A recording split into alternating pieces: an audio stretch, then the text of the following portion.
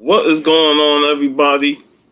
This is your boy Stay Puff 1983, and I got my pal Varangian Vigilante with me, and this is another episode of Sword and Sorcery Saturday.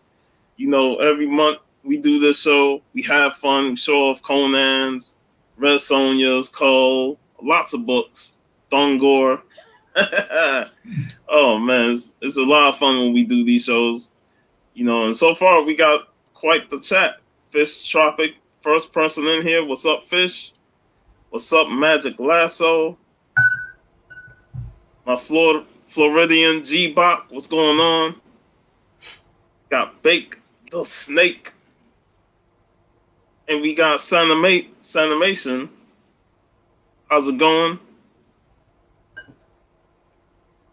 So, you know, usually on Sword and Sorcery Saturday, we just show off a lot of great books and stories on, you know, all the type of swords and sorcery books, whether it's Conan, Red Sonja's, and anything that's related to it.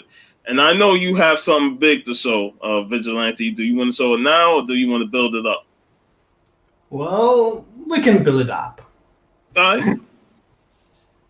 So, first, I want to show these Perillos, since we slightly talked about them on our show here at the off air. These sweet Perillo Red Sonja covers. This is issue 77.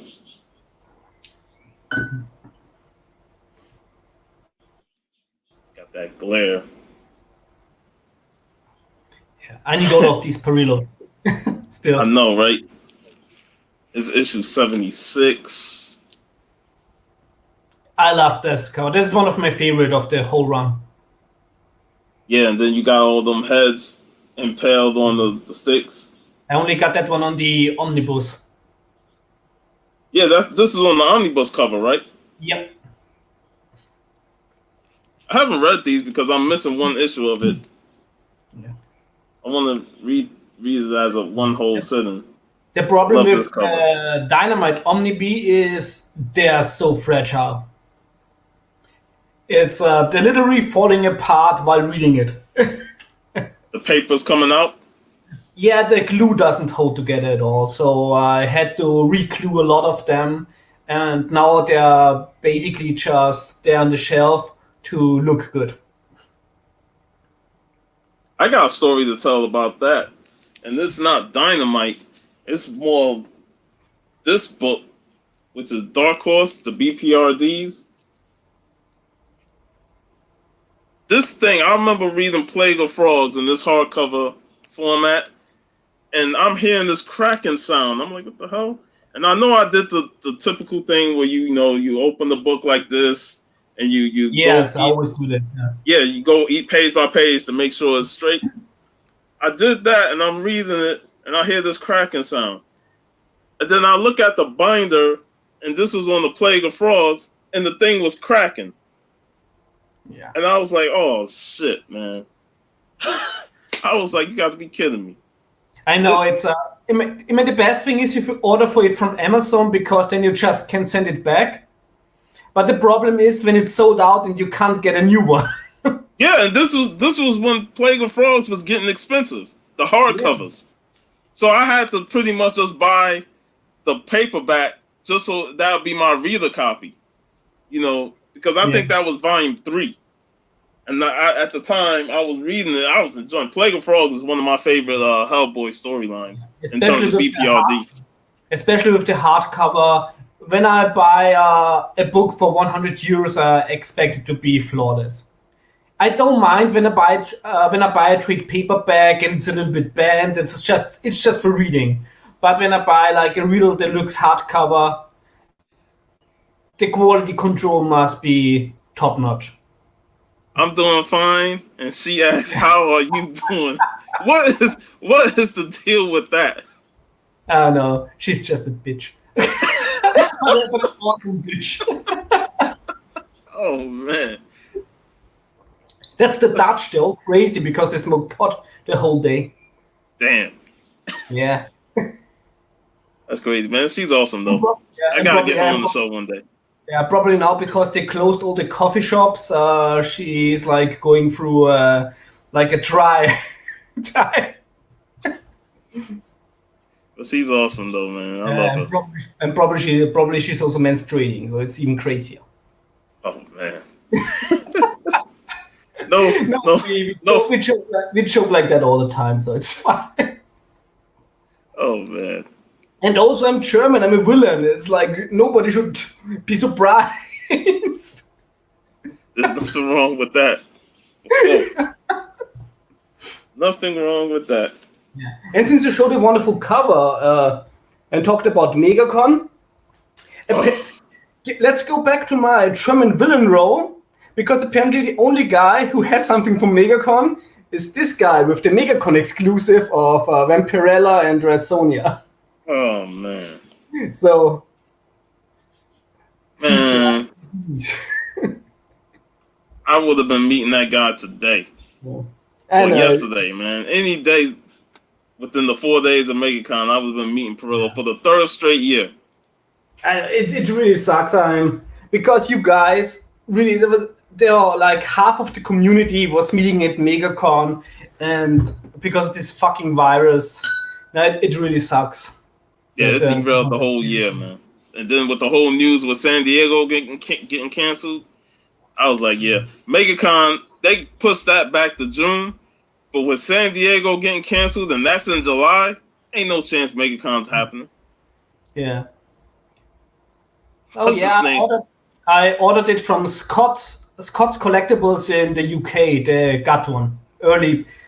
Usually they said they're gonna have them like in May, but since MegaCon didn't happen, probably they shipped the comics early to make some money.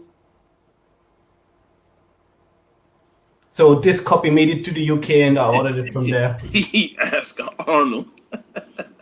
I wish. I know some of Arnold's friends, but also Arnold is not talking a lot to his friends, because usually Arnold has his posse around him, and sometimes the people also change. Like back in the days, Sven-Ole Thorsen, who played Thorgrim in the first Conan movie, was one of Arnold's best buddy, and he kind of been replaced with Ralph Möller. So Arnold hangs now more out with Ralph Möller. Arnold's posse should be the entire Predators cast from Predator. Yeah. That right there was a posse. Yeah, but yeah, I love this movie. And but with Arnold is the son, and everybody tries to get a bit of it. I know, man. This issue 75. I didn't really show this one. Nice. Yeah, and talking about Arnold, another sweet cover I got from England is from the Ablaze, Queen of the Black Coast. That's the variant cover, the Conan the Barbarian movie homage. Just awesome. That's like a really sweet one. I just love how the sword is shining. Yeah. You know, and then you got all that around him. Yeah, that's just awesome, man. But so let's get a bit crazy. Since I showed you this one book, you know, these are the UK reprints of Conan. Man, like I said, I commented, I've never seen that book before. I know it's like it's an own cover with the villain from the first Red Sonja story. I think Mikhail Orlin or something. He was also the Turkish villain in the original Red Sonja story from Robert E. Howard. And then you have Ultron on the other side. It's interesting because in the UK they reprinted the original Conan comics as Savage Sword of Conan. So the UK Savage Sword books are the regular Conan books, but reprinted in black and white. And the first 18 issues came out just Savage Sword of Conan, but it didn't sell so well because in England everybody bought the regular US comics and not the UK reprints. So they put the Savage Sword of Conan together with the regular Avengers weekly title because it sold better. Yo, What's up, man? What's going on, Yo, guys? and that background came through. Yeah, man, that's my temporary. I look like a hippie right now. That's temporary right now. I'm trying to get all my books situated and everything like that. nice. It looks Yeah. But nice now though. I have a surprise for Sean. What's up? I have a little surprise for Sean. Oh, heck yeah, nice. Because I think I showed you the cover once, but what is better than a Savage Sword of Conan book? Oh, Nice. Avengers and the Savage Sword of Conan, Origin of. Wow. So when That's the post awesome. works normal again, I'm gonna send this to you, Sean. Hey man, I still gotta send you something, bro. I still gotta send you something. I still got your address from the last time you sent something. But it's so nice because this is like magazine size. Yeah. And they're black and white reprints. And I always think with black and white reprints, you can see the inks so much better. So it's a delight, and it's like these covers, these variants are so. I love variant covers, and I love different international versions. Sometimes the sizes are crazy. I recently got this this German Conan, and this is just gigantic. That is nice right there. It's from the Marvel comic line, and this is like the only Conan reprint it did in this line. Damn, why am I getting that damn monsters from that monster from Looney Tunes on in my head with that cover? Is that like a fire monster fighting on a snowy? That's Shouldn't what he it be looked melting? And there's also a Carl story in there. But also, what is so great about these big reprints is, of course, because you get in the art. Nice. Really nice, oversized.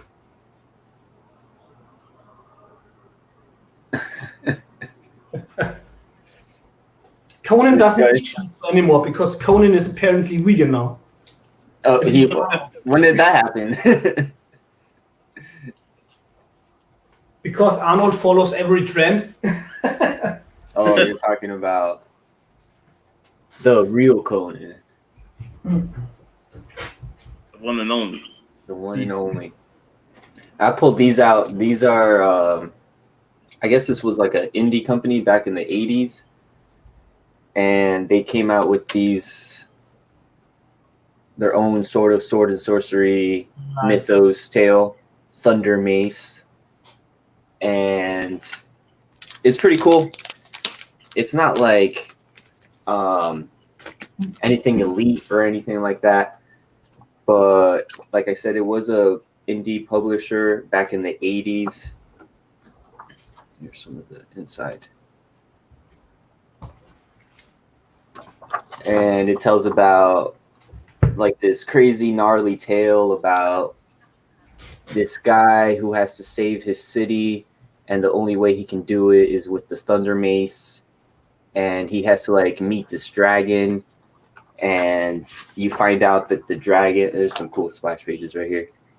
The dragon has this like insane amount of power, and he passes it down to this guy, and then he can like go and kill all these demons. So it's pretty generic sword and sorcery, but the story was pretty unique, and you know, I dug it. It's nice.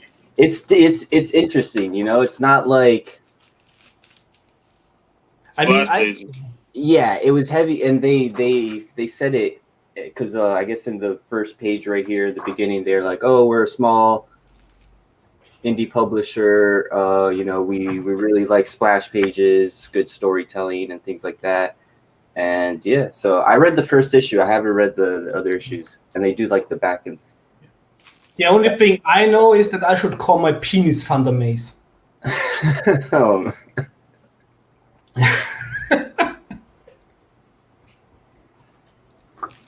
You got the power from the dragons, bro. Yeah, nice. Yeah, I think the art with the dragon is pretty dope. I like that those two splash pages. Yeah. Yeah. Have you ever read those? The AXA. This is sort of post-apocalyptic sword and sorcery.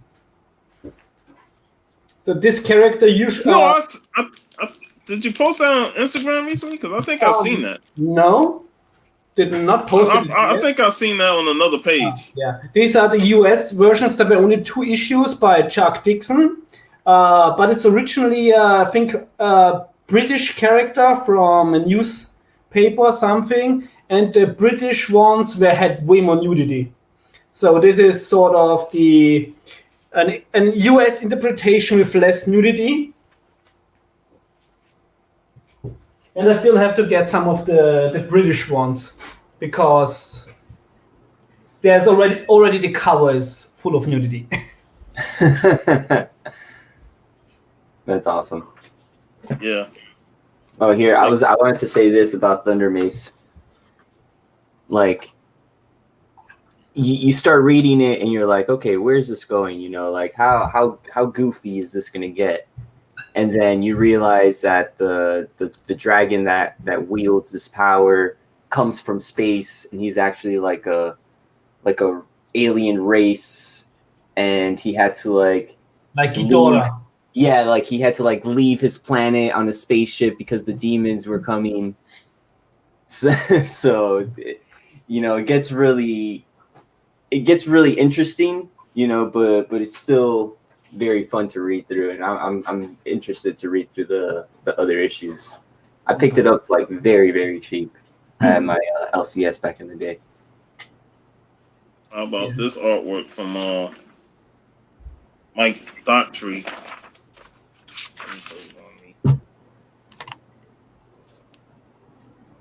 Oh man, that's nice. He inked that too? No, there's another name involved with it. I think he did the pencils. Yeah. That's nice. From this issue of 127. And scarlet is such a beautiful word for red. Yeah. Crimson. There's a pen up on the back. And of course, it always harkens also back, especially in Sword and Sorcery, to the Scarlet Citadel, the Robert E. Howard story. Yeah. I just like different styles of artwork because you can tell the issues that's not done by Buscema and Chan. Yeah. As there's somebody else. And you're so used to seeing those two guys, you know, whether it's Buscema, Chan, or Barry Winslow or Smith. You know, and sometimes you have great artists and they totally fuck it up, or it's because it's not like their genre to work in. The Todd McFarlane Conan looks so awful. I ain't never seen it, to be honest. It's from of course from the 90s, the Conan comics, and his style just doesn't fit for Conan.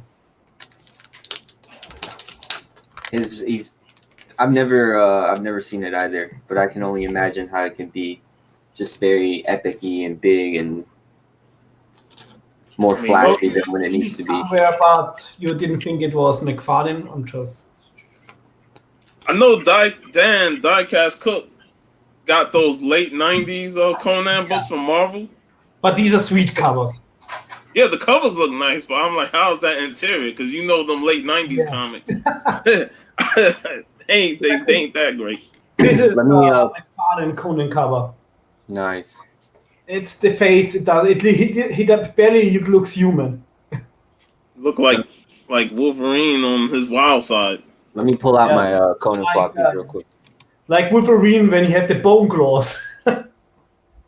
Yeah, like when Wolverine after issue 100, that's what he looked like. Yeah.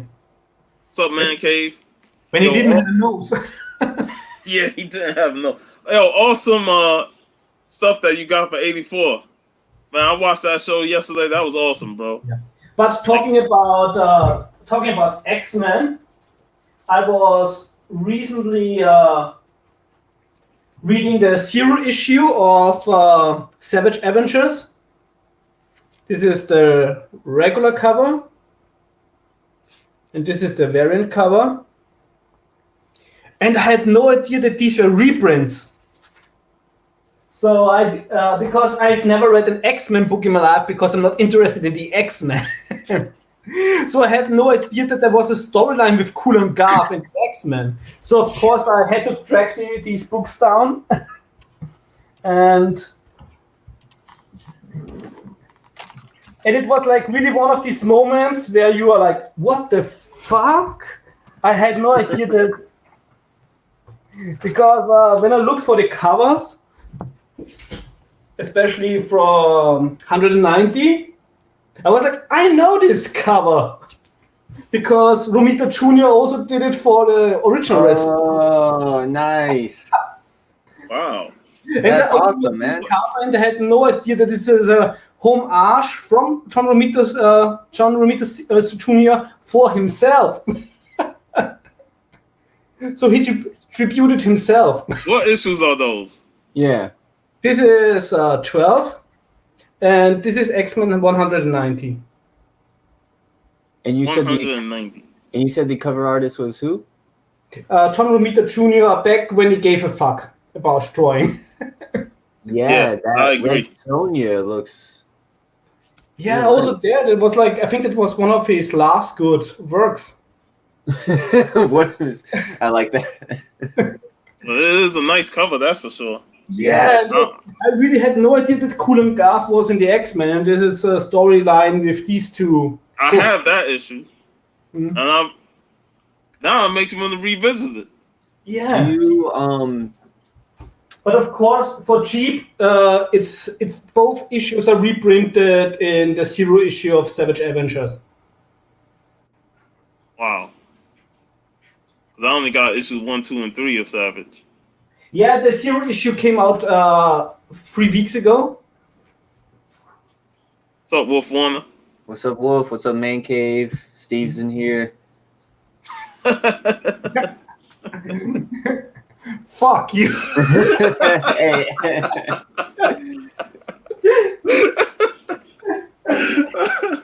I think she gonna be on you all day. Yeah, man. All stream. Don't make me use the C word. because Americans don't use it as frequently as we in Europe. No, we don't. Because basically in Europe it's like, okay. Yeah. And in the US it's like, It reminds me of the DC animated series, the Harley Quinn series, where Dr. Psycho says it. He says it to Wonder Woman when he's in a fight with Wonder Woman, and he gets ousted for it, and he gets banned from the Legion of Doom. I thought BV's C word was Conan, says Magic Lasso. I also got the Harem cover finally. Oh, a steamy cover. Man, I like that lamp over there on the left. That vase. Use whatever word you want. As long as they use subtitles. What mug is that? Is that a... What design was that on your mug, DV? Oh, that's Captain Future. It's an space opera from Japan, it was so big here in Austria and Germany when I grew up, and this theme song is also very popular here. I absolutely love it, and nice. It's if you like a good space opera, then you gotta watch the Captain Future anime series. Good stuff. Geez, next week we're gonna be talking about old Saturday morning cartoons and stuff, man. So it's gonna be fun right there. Talking some Speed Racer. Exactly. Oh yeah. And she's pushing all the buttons. Hey, Man Cave was in here. I just want to show off or say that Man Cave sent me a package. He's been sending AOK torpedoes out to the YouTube comic book community, and I was lucky enough to receive one, man. I heard that there's some good stuff in here, so I'm going to be opening that live. I mean, I don't know, whenever you want me to, Puff, just let me know. Whenever you want to, man. Give me 1 second, actually. I'll be right back. My dad's calling me. Apocalypse and Sword of X will bring in his hunt for the original 4 horsemen, making X Factor 5 and 6 hunt worthy. Man, I got issue 5. I posted that yesterday on Instagram. First cameo appearance of Apocalypse. I was able to snag that one for cheap. We should bring John in this stream one, since he's the unbeaten king. And Oh, man. and kings belong also to Sword and Sorcery. Oh, man. It's like King John has his own deck. He basically won off of Liefeld's name. That's what he won off of, Liefeld's name. Because he knew You were totally robbed against John. he knew I was gonna beat him with that slab. My bad. So see, these two go back and forth on Instagram or here. We got Boat in here too, man. What's going on, Boat? Yeah, Bo, if you want to jump on, I sent you the link. Go play guitar. Hey, that's not a bad thing. That's not a punishment. You can't say kill somebody. Oh, he got to give us those animated tunes, man. He did the Transformers theme. Oh, We're gonna get the rest of that. awesome. That was awesome. It's such a nice crunchy tone too on the guitar. We're gonna get the rest of those tunes, Z-Bat. I'm right there with This is also Sword and Sorcery, like, because there's an X. One of the best Transformers covers is with Death's Head. There you go. What's his first appearance? First appearance was is it 120 something? I'm still looking for the first appearance. But there's also really nice Frazetta homage. Where do I have it? That's it, man. We gotta keep pushing them. Give us those animated tunes, man. Especially when next week we talking Saturday morning cartoons. Definitely. There you go. Death Set is so awesome. I know when I was a kid and I read the German Transformers magazines, which were reprints of the UK ones, and he totally crushed the Transformer. I was like, oh my fucking god, people can do that? Since I was in love with Death Set. Nice. If you really want to get into the character, Go ahead, man. Marvel just recently released omnibus. I think I have a Death Head 2. Yeah, you probably have the Savage She-Hulk one, where he is a guest in there. And Damn, that's a badass cover. This trade has all his regular Marvel appearances, not the Transformers one because of licensing issues, and also not the Doctor Who one because of licensing issues. Because the story is interesting. Since he debuted in Transformers, he of course was giant-sized. And then when Marvel brought him back into the normal Marvel universe, Doctor Who, in a Doctor Who magazine issue, shrunk him down to human size.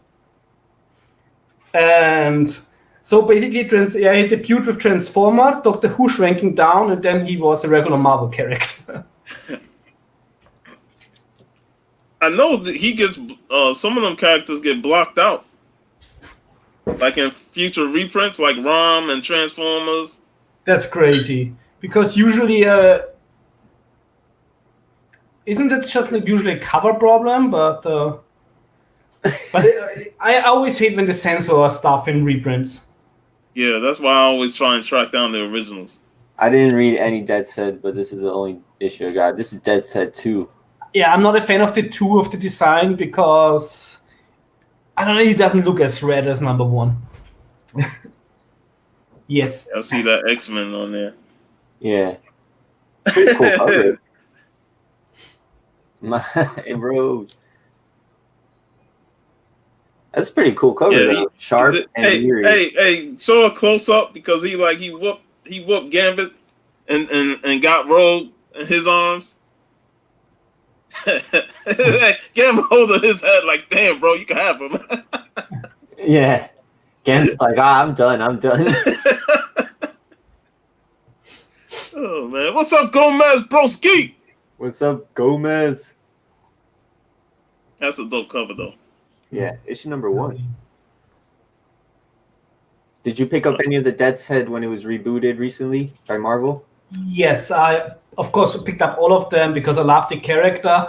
But Marvel has like a certain problem. They put writers that can't sell a popular character on a title of a niche character. So Tini Howard was writing it, and Tini Howard basically, she's more interesting in writing stuff about the Young Avengers, and so it's more of a hulking book than a Deathset book. And Deathset is a side character in his own miniseries. Oh, wow. Oh, man, I hate that, man. I Yeah. don't like when you turn somebody in his own series into a side character. And Tini Howard can't write a successful book to save her life. She also fucked up Bellet. Yeah, I read Bellet. I tried to like it. Yeah, I tried too, but impossible. Then she also she started quite interesting with Strike Force, but then it got so boring. I don't know why she's still getting hired. Yeah, the cover is the only reason to have this book. Yeah, pretty much.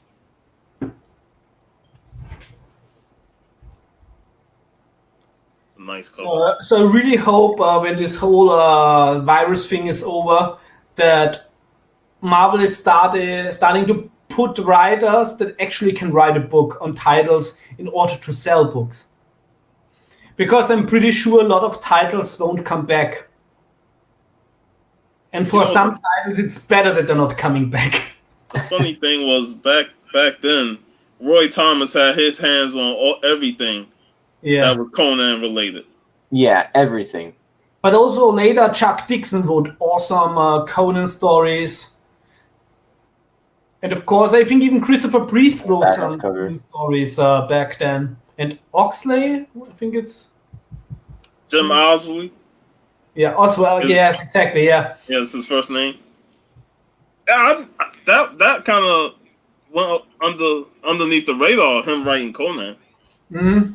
Because I think he's also an editor on him. Yeah.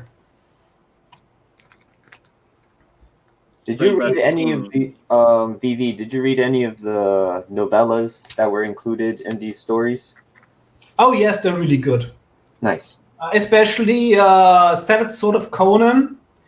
The novella was better than the actual comics most of the time. That's cool. What was that? Stay Put for some Red Sonja action? Yeah, it's a Perillo cover. But it sucks that they are not reprinting the novellas in the trades. So you have to buy the single issues if you want the novellas, because I think they're gonna make an own book with the novellas. At least they talked about it, that they have some plans with them. Magic Lasso. That's the actual issue. Give me 1 second. Of course, Ryan always spots the Wonder Woman. Classic.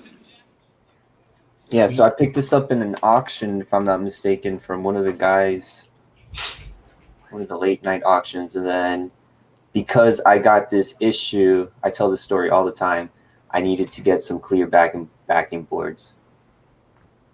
I needed to show off the back, man.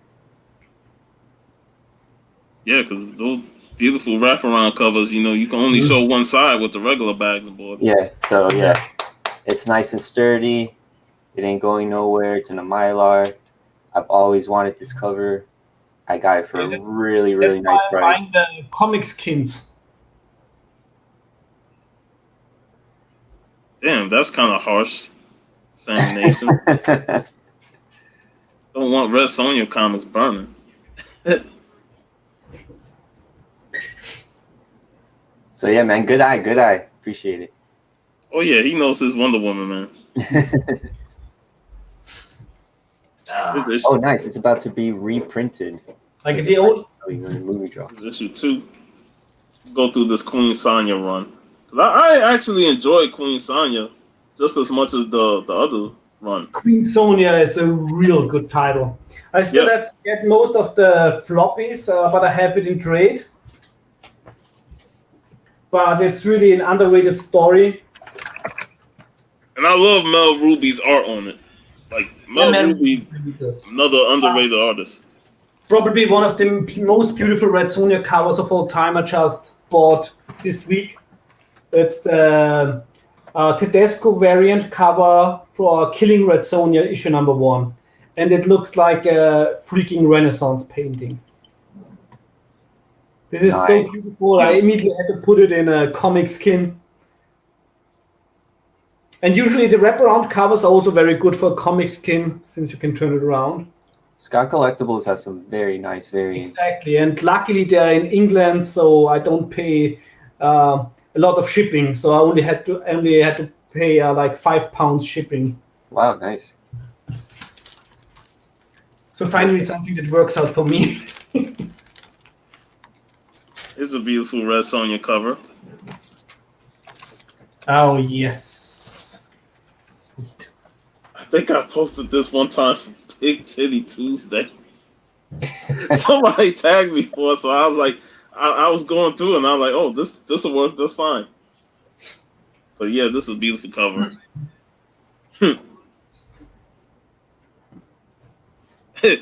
She said, "Are you sure that's real?" So maybe VV knows more about this character than I do, but I know Red Sonja was popular. What do you know about Valeria? Valeria? Yeah, the Valeria miniseries. It was not. I stopped reading it after issue number 2. Beautiful cover. Like you have to. The cover is really beautiful, but Meredith Fitch, or what her name is, the author, she's writing Valeria like a high fantasy character, so it feels more like a Lord of the Rings story than a real low fantasy Sword and Sorcery story. And when you read Valeria in the original Red Nails story from Robert E. Howard, it's a different character. So the problem also with the Age of Conan titles with Bellet and Valeria was that Marvel put on just some token feminist writers, and you can't sell a book with that because I only have the first issue. I didn't read it. It's like they can say 100 times, oh, they're writing it for a different audience. Show me that audience. Yeah, because what does that audience even know the history of these characters? You know what I mean? Does this audience even exist? That's the next thing. I completely understand when a publisher wants to get a new audience, because every company wants to grow, but you should never upset your core audience. And Sword and Sorcery core audience, of course, are Robert E. Howard fans and fantasy fans, and we can smell bullshit 100 miles away. And you've been reading this stuff for so long, and you know the stories by heart, and you know how they're told. The modern stuff with these modern writers, if they're not like writing it or at least trying to emulate what there was in the past, and they try and do it their way, the modern way, you're gonna see through that, and you're just gonna say, "Nah, this ain't it, fam." If the title of the Valeria book wouldn't have been Age of Conan Valeria, if they just invented a new character, then it would actually be a decent story. But Makes sense, it's not Valeria. Yeah. Yeah. They just wanted to use that title, that property. Queen and her crown. And I just want to show this awesome 2-page spread by Mel Ruby. It's so sweet.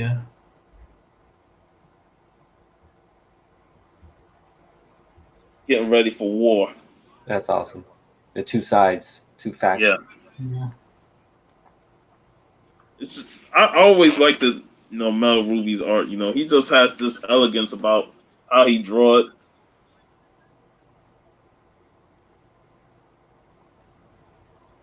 Man, I gotta pull out my Red Sonjas. They're just not organized. I don't know where they're at. Of course, I can smell that because here in Austria we have clean mountain air. You Dutch people wouldn't get that because you only smell the shit from doves. and the Dutch are like flat like a table, and it's like well, we can talk about it in the future when the Netherlands are underwater, and I enjoy the clean mountain air on dry land. What's the temperature like over there right now? Right now, it's like summer.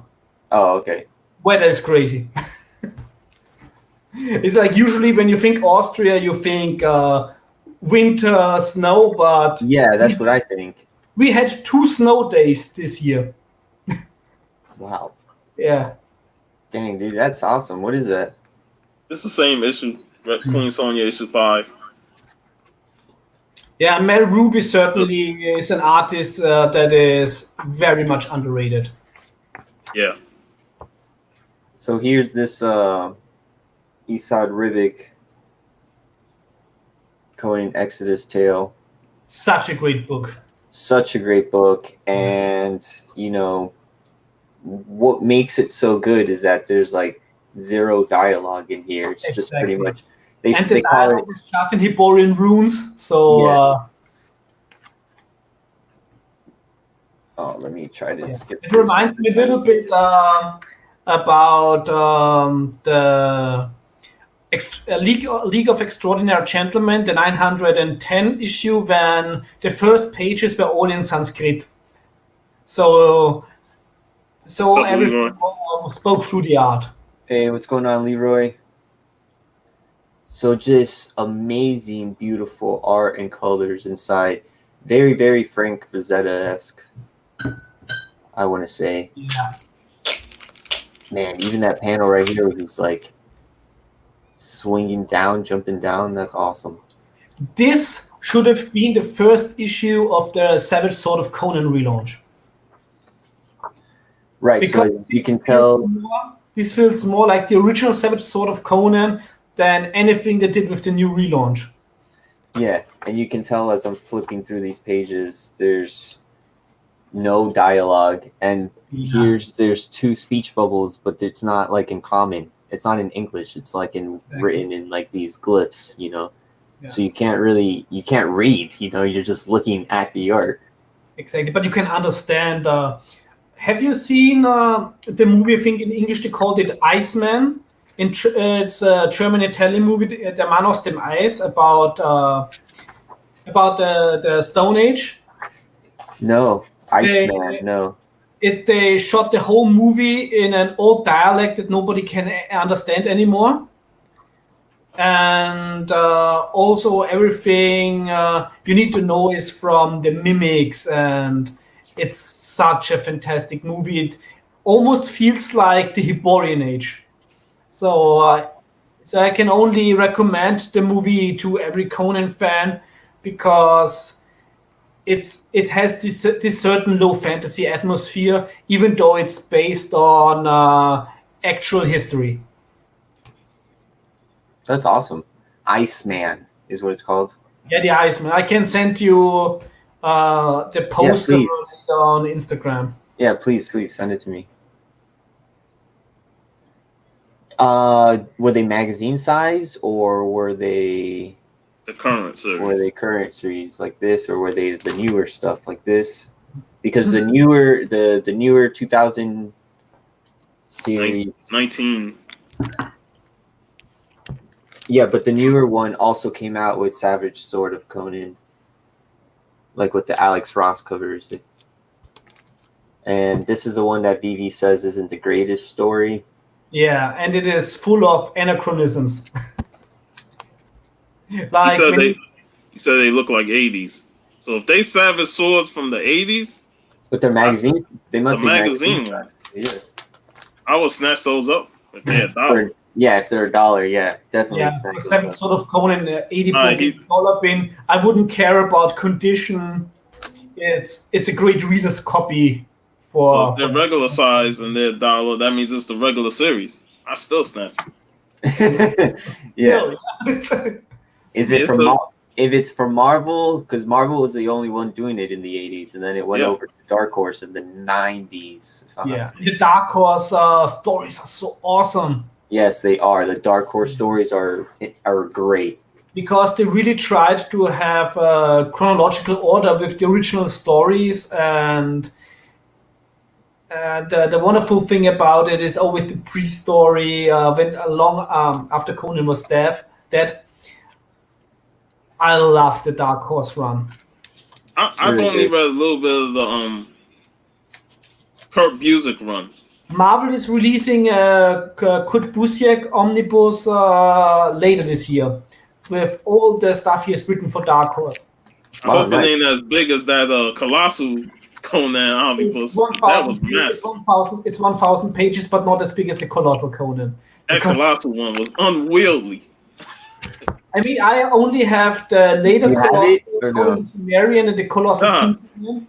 I know somebody in the omnibus community had it, and even he felt that book was too hard to read because it was massive. Yes.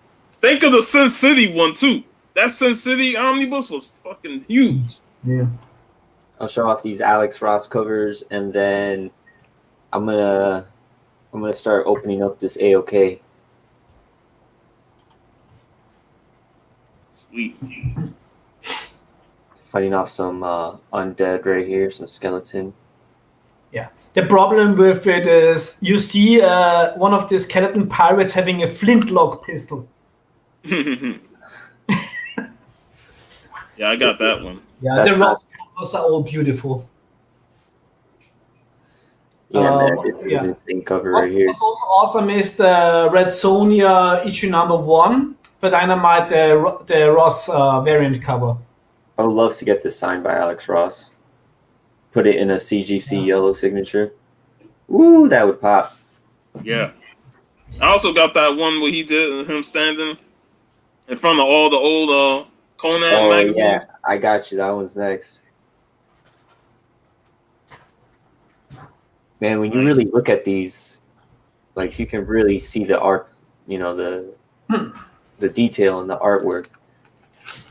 Here's the one you're talking about, Puff. Yeah, that's that one I like. Yes. He's standing in front of all the old Savage Sword of Conan. Like if only they were magazine size that series. That was the problem.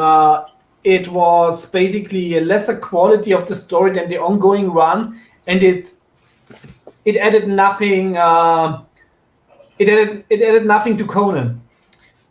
That's the Alex Ross with Sonja variant. Nice. That's beautiful, man. Yeah. There's also a Zero issue that I don't have that one, but whereas the other half is the sketches and only the upper half is the fully colored one. I think I got the Red Sonja one. I have the J. Michael Lancier. Ooh, that's awesome, man. Holy crap. That's one, yeah. This is one of those That's bonkers. that looks And then- special because Oh, with him, Also got the Michael Turner cover with that snake. Oh, I'll man. turn it over. That's sick. Holy crap. Look at her torso, her belly. It's super long. Yeah, that's Michael Turner for you. Yeah, This I love her awesome. hair, though, and that shield. And, of course, the python, man. That thing is sick. Yeah. Yo. All right, I'm going to start opening these up. You guys can continue doing your thing. I'm going to be on mute. I'll be here, though. All right. I don't want to, like, be ripping up everything, you know? yeah, the problem with the Linsner covers is most of them look the same, but whenever he does one that looks out of the ordinary, they're so beautiful. Yeah, I would agree with that. Here's a Art Adams cover that I have, like a throwback to the old school. Oh yes, that's a beautiful one. And I always felt like I'm not the biggest. I like Art Adams, but I always felt that his woman always looked the same. Like you've seen that face on a bunch of other females that he drawn. Yeah, but it's the same with Frank Thorne. Frank Yeah. Thorne, and he's my favorite.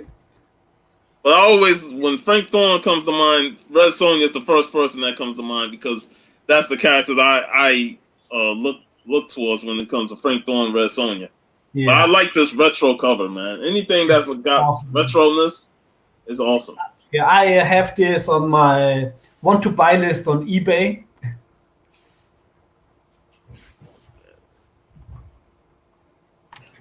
Hey, you guys made me do it. I had to pull it out. Oh, sweet. Nice. Jenny Frison. Yeah. Yeah, Frison did such beautiful Red Sonja covers. I love this one, man. This is awesome. I wish back in the days I would have already bought floppies, but I only bought it in trade. And now I got the complete Gail Simone omnibus for Red Sonja, which is also a really nice edition. And you have all the variant covers in the back, but sadly I missed out on those back in the day. That's sick. Yeah. This was done by E-Boss, who I met a few years ago.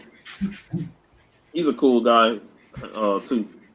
Yeah, I want to open this up, but I want to make sure Man Cake's still in here in the chat. Also just recently got the Adam Hughes Red Sonja, Nice. and I got it for cover price. This cover is a badass one. I like anything that has decapitation on it. Yeah. Oh man, that's sick. Hey, that goes just with the other one. That's like the front shot. The other one was like a back shot. Yeah. Yeah. It's And Is she It's riding cool. like a minotaur? yeah, it's Yeah. like a minotaur with the head. What? That's a badass cover, man. That is sick, man. I can imagine she jumped on his back and just immediately just went to decapitation. That is sick, man. Yeah. Rule number 1 for Red Sonja: never ask her for head. Here's another prison. Because you're getting it, but not the way you like.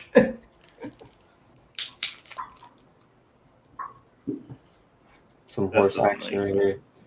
Yeah, that's nice. And then this one I really like. This is George Perez.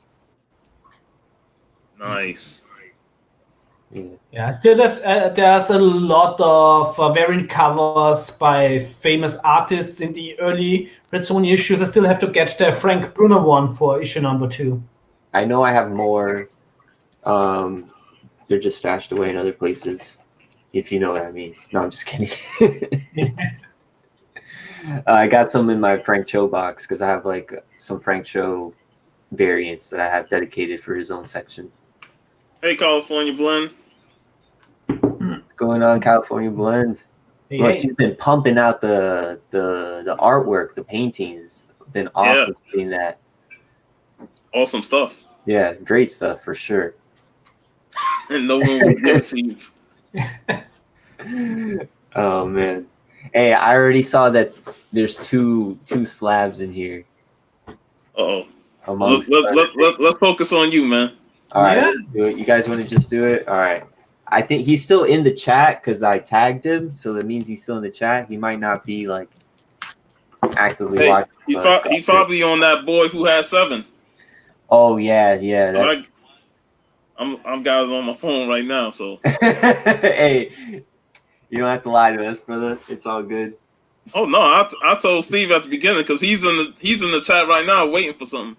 And I told Steve like, yeah, I'm on here watching, keeping an eye on things. Steve is here. They've been selling some good books. Do you know what time they started? They started about 2 hours ago. 2 hours ago. All right, I got to read the note first. Even though you hang out with a shady crowd, I think you're dope. That's what it says. That's awesome. Can we order sandwiches from Bake? Make us a sandwich, Bake. It's a sandwich maker. Cool little note. Short, sweet, to the point. I like it. Man cave style. Mystery box went for one. No way. Mystery box went for $1,000. $25. Wow. No way. That's amazing. Congratulations. Or not. Well, congratulations to them and to that whole. Very sad, but also good cause. Yeah, for that good product. Yeah, definitely. All right. There's some tape in here. I gotta just move around, get rid of. It's nice and sturdy. Lots of bubble wrap. Nice and secure, like a little baby.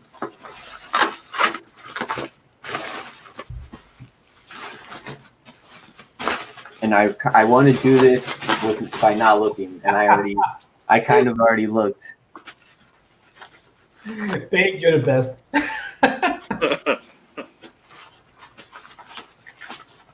All right. Some more bubble wrap, some more tape.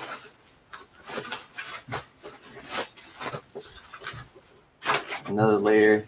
All right, it's my last layer. Okay, let me see if there's anything that I missed. Okay, no, we're good. I hope you have a nice Sword and Sorcery book in there slept. All right.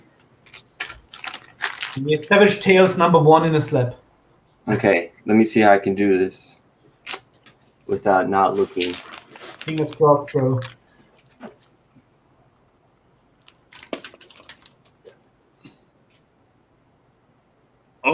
Oh! Doesn't What? That is nice right there. Yo, my heart's racing right now. All right, you guys ready? Damn, 4 or 5. 67. Nice.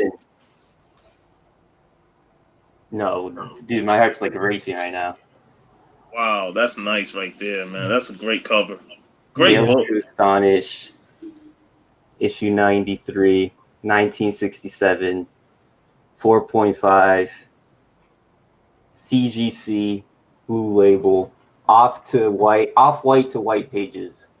Actually, I think those 4.5s to 5.5 books are the best because they clearly have a nice cover, but also have this retro feel to it. Oh man, I'm just showing some love to the back cover, you know. Like That's just awesome, man. Personally, if it wasn't for reselling money, I would take a 4.5 of a classic book over 9.8 any day because the 9.8 looks too clean. Man, I want to read this.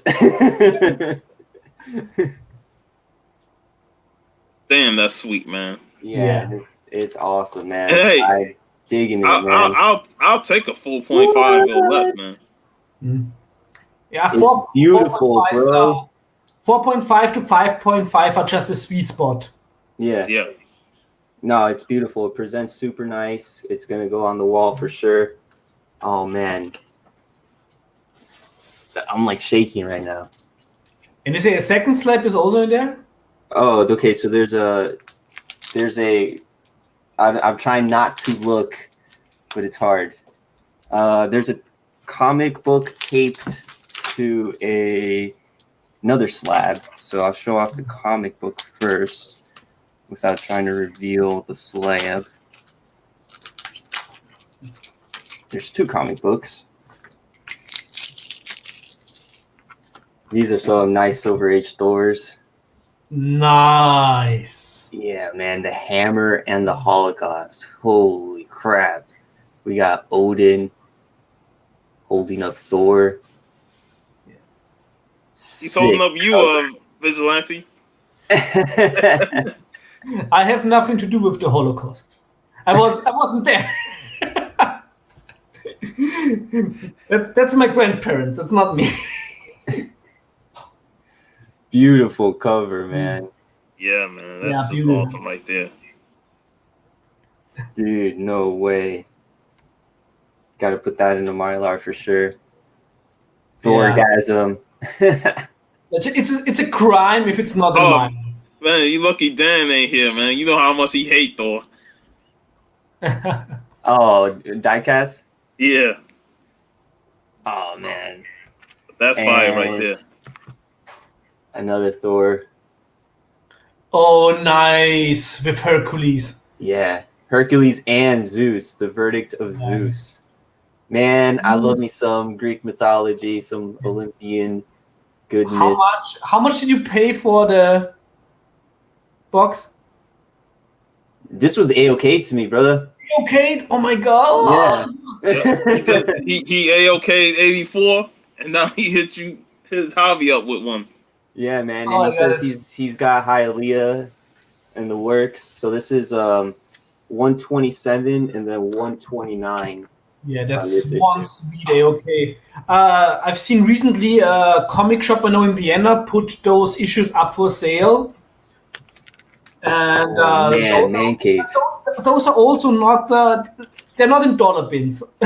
No, yeah. I've never even seen or come across these issues. I have a pretty big Thor collection, but my Silver Age Thor collection is nowhere near as big as the collection that it is, you know? And the coolest covers are with Thor and Hercules. It's a crime that why are there not Thor versus Hercules movies? I mean, I don't know. They things butchered the basically Hercules would character. write themselves. Yeah. Best Hercules movie was the Disney one. All right,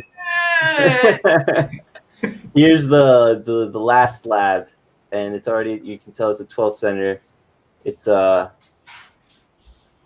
Key Turok. Oh man. Oh man, that looks nice Gold right Key there. means old. Bam, 6-0. What's the info on that one? Turok, Son of Stone, issue number 30, off-white to white pages, Gold Key, December 1962. Wow. And it's cool, like you see the front cover over here, and then it has like the same image on the back cover. Oh, nice. Yeah. So they basically put the Virgin on the back. Yeah, pretty much. I had no idea that had wraparound covers back in the day. Yeah, I think I might just display it like this as the back. That's pretty awesome, you know? But some Gold Key Turok action. I do not have any Turok. The only Turok I got is that issue number 1 from the 90s that everybody that's the only one I got. And now I got one from 1962. I have a very sad Turok story. Oh. It's 1 second. It's first Gold Key issue, painted cover and back cover pinup. Alberto Giolitti art. So wait, that's the first Gold Key. First Gold Key issue. Ooh. I'm not sure if it's first Gold Key issue for Turok or first Gold Key issue in general, but That's what I'm thinking. So was he under another publisher before that? I'm not sure because it's issue number Said 30, right? 30. Yeah. Yeah. The discovery of a crow's feather leads Turok and Andar to renew their search for a way out of Lost Valley. Some sick dinosaur action. Nice. Yeah, man, and it's like a nice, like it's a yeah, right. It's a large size book, man. The size is nice. It's a nice big flat. At least nobody of you guys probably bought Turok on the PC when it came out for full price before realizing that you need a 3D accelerator for it, and didn't. Oh wow, that's gnarly. So I was like putting it into install. It's like not working. Yeah. Oh, we got Gray Man in the chat. What's going on, bro? Hey, what's going on, Great Man? Hey, thank you so much, Man Cave. This is amazing. Holy crap. You are the man. He And literally man caved up your man cave. yeah, and the note was awesome too, short and sweet. I like it. I like the humor in it for sure, and the curated style of the AOKs. I dig it, man. I really appreciate it. So thank you so much, Man Cave. I appreciate it, man. I know I'm going to be thanking him from like months from now. So Hey, thank you. like I said, that's an awesome AOK, man. That's a sweet AOK. And I know if you watch Mega Power Hour yesterday, when 84 got his Man Cave AOK, then he used the damn money in the bank to cash in on the hunt and win with the Man Cave books, man. I was like, damn. Dude, I'm going to be sleeping with this book tonight. That's awesome, bro. Just an awesome cover. I know, right, man? 4 or 5. Yeah, the comic book G-Spot Robert, he would drool over this. Yeah, I'm going to send him a picture. And that Turok Golden Age, man, or that Turok Gold Key, that's beautiful, man. Sick cover. Yeah, 84 made sweet cash, and yep. 84 is the man. Those are awesome books, Javi. Thanks, man. I appreciate it. Hey, thank you to Man Cave, yeah. Yeah, I already know what you leading off on tomorrow, Silver A Sunday, man. Hey, man, this is like, I want to read this too, though. Like, you know, I want to get a reader's copy and try, or like maybe find the issue online or something and read through it. This is my second Tales to Astonish issue, and it's slapped. So hell yeah! And Look at Gray Man. Look at Gray Man. He said Man Cave asked for my address, and so I'm sweating now. Oh. That means you're gonna get some $5, man. If Man Cave is doing this with a lot of people. Yeah, man. I guess he's just doing it for, you know, just. He said he's. I think it was on Hialeah's stream. I think Afternoon Delight or another stream. He just was like, "Yeah, I just want to give things out to the community." You know, he's just that type of guy. Oh, that's awesome, man. Yeah. This community is just so awesome. I know, it's amazing, man. It's amazing to be a part of it for sure. I actually sent out a box to Life with Two YouTubers. It went out today, and a box to Boatwright. So Boatwright, if you're in the chat, the box is actually going to Steve. So Steve is going to get the box, and he's going to drop it off to you, Boat. I'm excited for next week because Life with Two YouTubers is going to be on the show. Nice, that's going to be awesome. Yeah, I got her book. I got Rena's book in the mail. Excited to read through that too. Yeah, I gotta order it myself. Oh, nice, yeah. But yeah, that was an amazing AOK, man. Just fire books. That Tales to Astonish alone, I would love to have that just to put it as a display, you know. And then, like you said, maybe get a cheap reader copy and read it next time. Yeah, having And display I love makes every it good. Torn Hercules cover. Yeah, Those are just the best. maybe I'll put it up over here. Who knows? Yes, amazing generosity for sure, Gray Man. Dude, Man Cave killed it with the AOKs. He's been killing it with the AOKs in general. And I didn't know what I was going to get, but this is just amazing, man. It's too clear for virgin blood.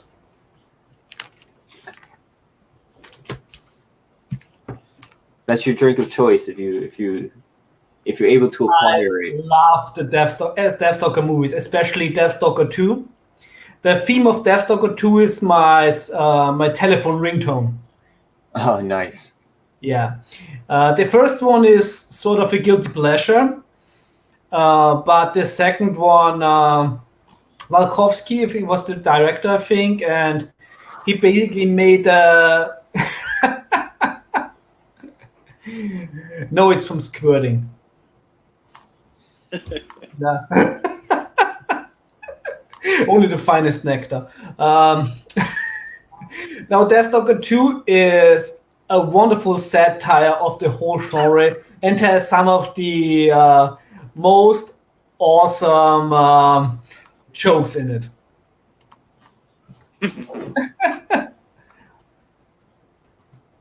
I know she's sweet. She's a really kind person. But she's also a bitch. So.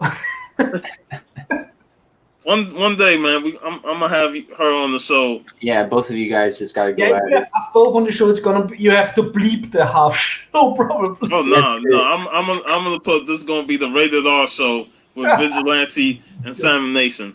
Yeah, you have to hate each other until you love each other. Yeah. Hush, fool. Oh man, it's fun. That's her right there. An awesome member of the. I would say her name 3 times in a mirror.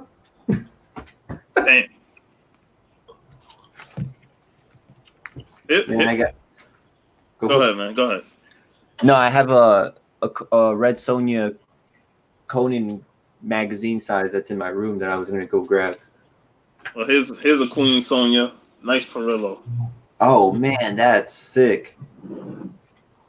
And you know, like between this one and the Vampirella one that he did, you'd be like, the Vampirella one, I got that one signed because I remember I posted this last year saying which one I wanted to get signed, or 2 years ago. And I got the Vampirella one signed, but I messed up, put another book on top of it and smudged the signature. So I was like, oh man. Damn, that sucks, dude. But yeah, next time I'll probably get this one signed. But seriously, with Perillo, has he sold his soul to the devil or something? How many covers is he bringing out every week? And how can somebody create a masterpiece after masterpiece after masterpiece within the time frame comics are released? Because I don't know. It's he's doing 3 or 4 covers every week for comics. Back when comics came out in the older days, and they're all great except for his Superman ones. But I don't think I think Superman's are. I don't think his art relates so good to dudes. Well, that's true. I mean, we so used to him doing women that when he do a dude, it's kind of weird. Yeah, exactly. But I thought his Superman cover with what's her name? What's that girl? Shit. No. Damn, the black girl who came out. Naomi. Yeah, Naomi. I thought that cover was pretty dope. I haven't seen that one, but the last Superman covers, I think Superman looks too serious. In the Perillo covers, I always like. Superman. He got to smile like Christopher Reeve. Exactly. So he drew him serious like Henry Cavill. What's up? What's up, some comic book hunter? Thanks for joining. Hey. What's up? I agree with Gray Man. Like, we can't sub nobody in the chat no more. They took that feature away. That sucks. I know. You can only block people now. Is this VV? Yes, this is Varangian Vigilante in the flesh. The one and only. The one and the only VV from the Eldritch Advice. Oh man, that's not doing. I was flipping through this book. Yeah, I was flipping through this book, and then I came across. This is pretty gnarly. Some like. Oh, sweet. Dog people right here, and then you got this guy. Oh shit! Looking all gnarly in here.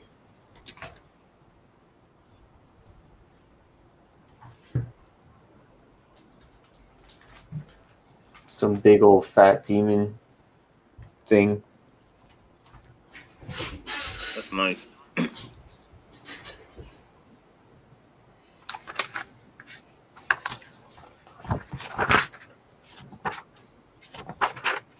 I really wish we could have such art back in the interior pages. Oh, well, this is, I think, so unique, you know?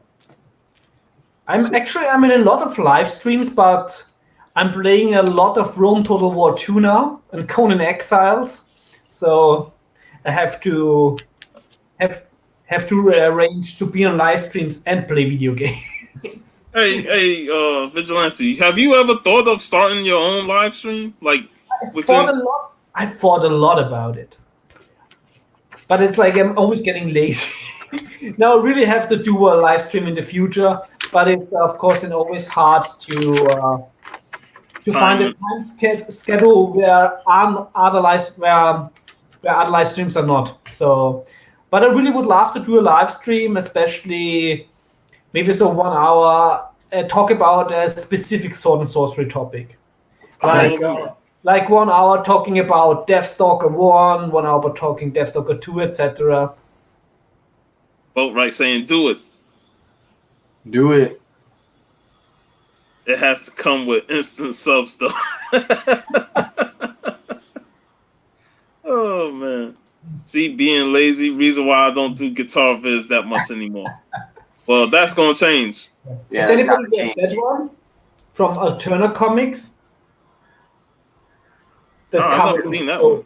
I still have to read it, but that's a steamboat right there. Yeah. Timber, and I finally got Barbara the Barbarian. Oh, nice. It's a really nice tribute and parody cover for the first Conan. That's nice right there. It's about 9 p.m. in Austria. Do it, says Magic Lasso. Yeah, I really have to do it because, first of all, if the day should ever come that I have 1,000 subscribers, with live streams you get like the watch hours you need way faster. Oh yes, that's true. Yeah. Legend and the wonderful thing with live streams is you don't have to prepare because usually the videos I edit, like my Savage Sword of Thorsten or my Eldritch Advice, they may only be like 5 to 10 minute videos. But of course, I have to watch the movies, read the comics, research. Then I have to write the script, edit. And there he is, man. Jeff, what's up, man? Yo, Jeff. What's going on, bro? Where you at, brother? We need some Red Sonja goodness. Let the Europeans rise. And the last time we roast, it didn't turn out so well. Oh, but man. you can thank us for Captain America #1. I got some earlier Conan stuff. Nice. But you know what I would totally do if I have a time machine? I would go back, buy Captain America issue #1, and then let it signed by Hitler. That shit would sell for. That shit would. That would sell for millions. That would break the timeline. Why? First of all, why would Hitler sign this? Yeah. Because apparently he also had, he was a big Disney fan and he actually liked a lot of the American pop culture stuff. Not even Cher could turn back time. Hey. Nice. Matter of fact, I was.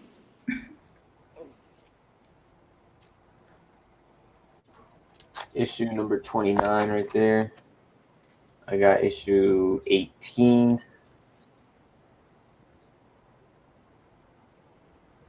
Yes, chess was banned. Oh, no, that sucks. Jazz is great. How are you gonna ban jazz? Because Goebbels said it was Entarter de Musik. It was too free. It was too experimental. It was not. It invoked thought too much. Enough for Goebbels. That would totally fuck up the solar system. Yeah, that's right. Yeah. They got some great comments on here, man. Oh yeah. Disney's going to buy the stream and censor it on Disney Plus. That's a nice cover right there, the Spider God. Yeah. Yes, that's a cool one. Yeah, the last time, one of my last reviews was of Arthur the Fighting Eagle. And on my research for the movie, I found out that Joe D'Amato, the director, was also inspired by Conan comics. So you have a lot of parallels from the Tower of the Elephant and scenes in the movie.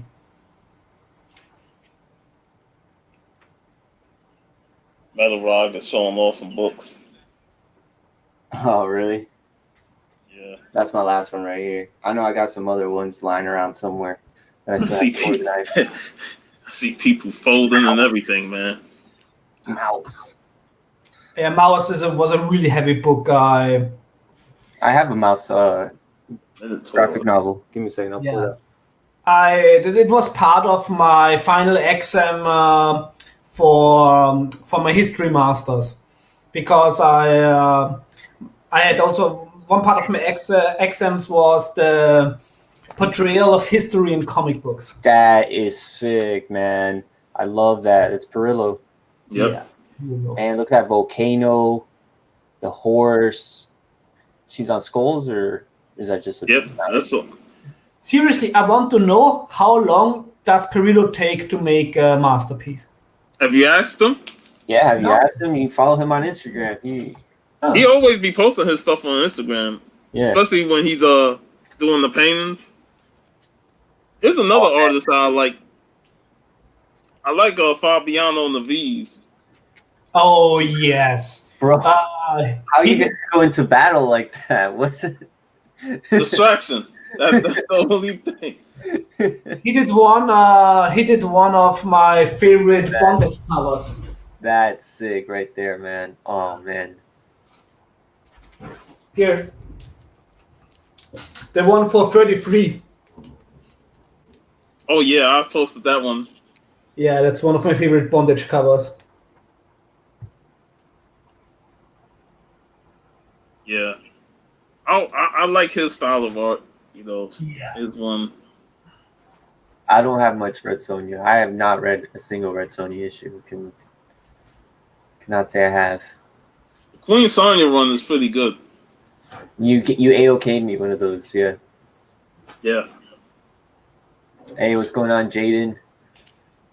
Yeah, especially the first Dynamite run is really good. The Kulan Gav story is one of the best Red Sonja stories. And I really like that now Kulan Gav is in so many books, like in Savage Avengers, and he also is in the Age of Chaos Red Sonja books. Crayman's comment, man. I would use one of her bra cups as an anti-corona face mask. Hey, sometimes you gotta improvise, you know, you just gotta use what's around you. Sonya's really armored. You know, it's lucky that she's Sonja. What is Here's it? a cover. He talking about never cut up. Here's a cover where she's kind of cut up, but you know, she's such a badass. Yeah, she's a badass. That scars doesn't affect her one bit. Yeah, and also I mean she's especially like in the pre-Gail Simone timeline, she is the champion of the Red Goddess. So hey, Fuchsia. What's going on, Fuchsia? So she basically has superpowers. But you know what? I always wonder how the hell she can get through walking through snow with just the damn chain bikini on. I'm like, it's got to be cold as hell. But you know, she's probably gotten used to it so much that it's nothing to her. Because she's the champion of the goddess. Yep.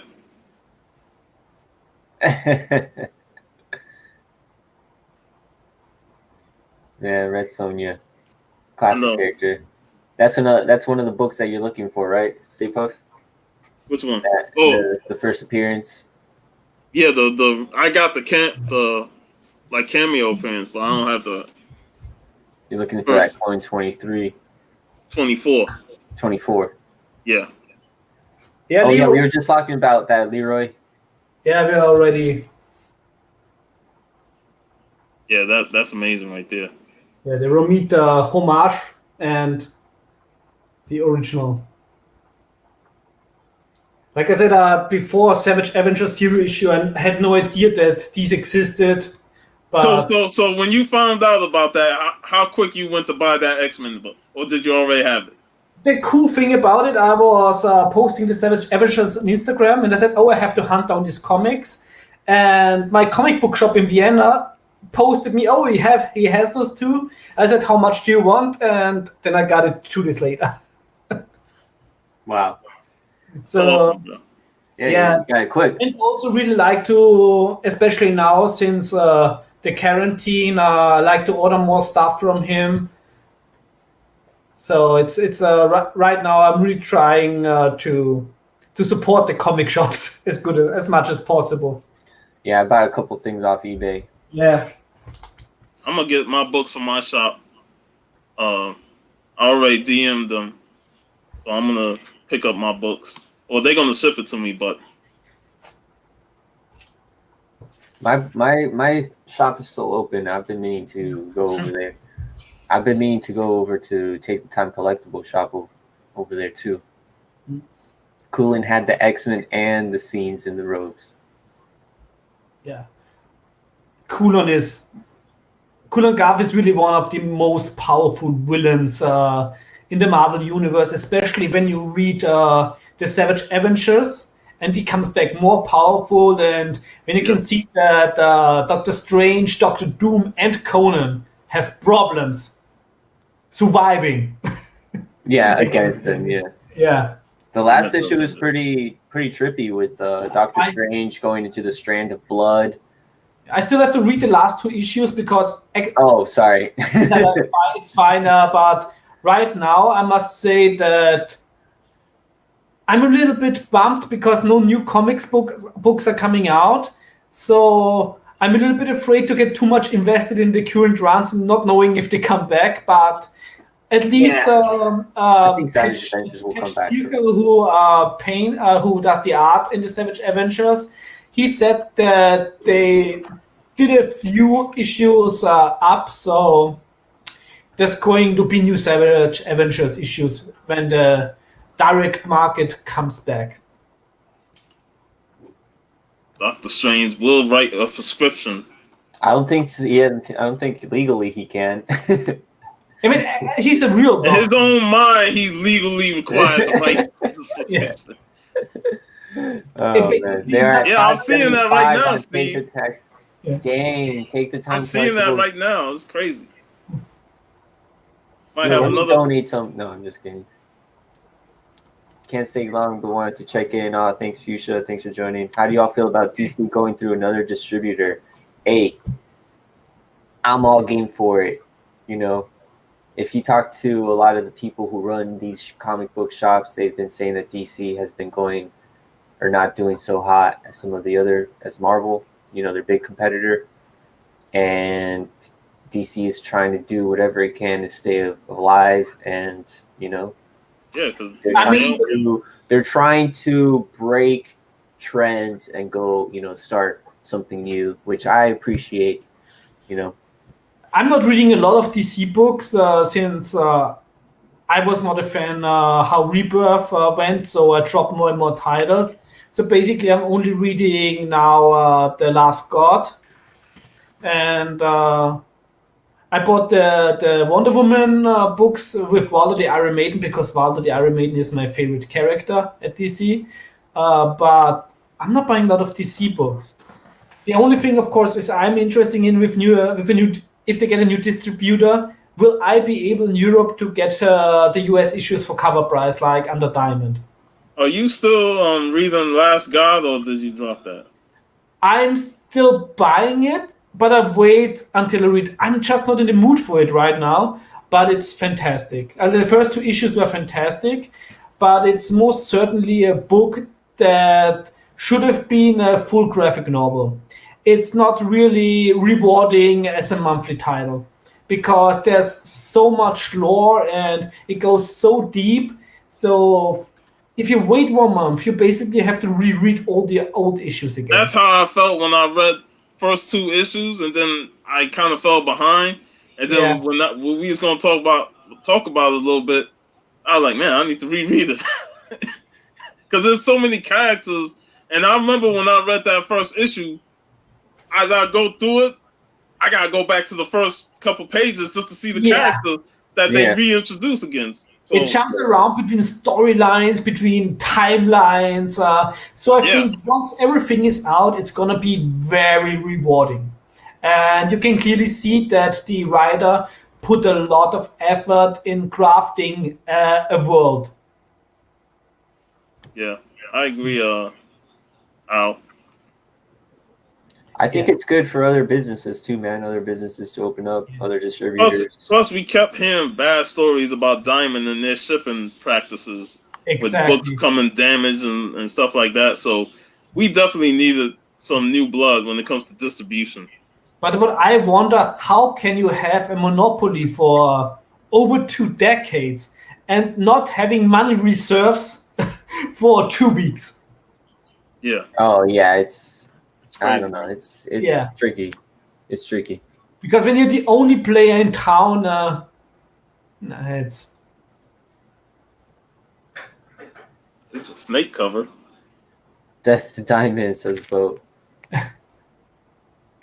That's what Diamond was. They were a bunch of snakes, messing up books. How many times, I go to my comic shop and they like, man, Diamond sent a bunch of messed up books, the packaging of the comics, bent up comics and stuff like that. Or even not even that. The last issue of Doctor Doom, I had to cut myself because the pages were together. And then on top of that, when Diamond misses, they say they ordered some books and Diamond didn't ship it to them, so you gotta wait another week to get them. Yeah. Yeah, that's always the worst. The monopoly is what saved the LCS, the Sperry Comics. I don't know what that means. I mean, when Marvel went bankrupt in the 90s, I remember half of it was done because of their self-distribution that failed.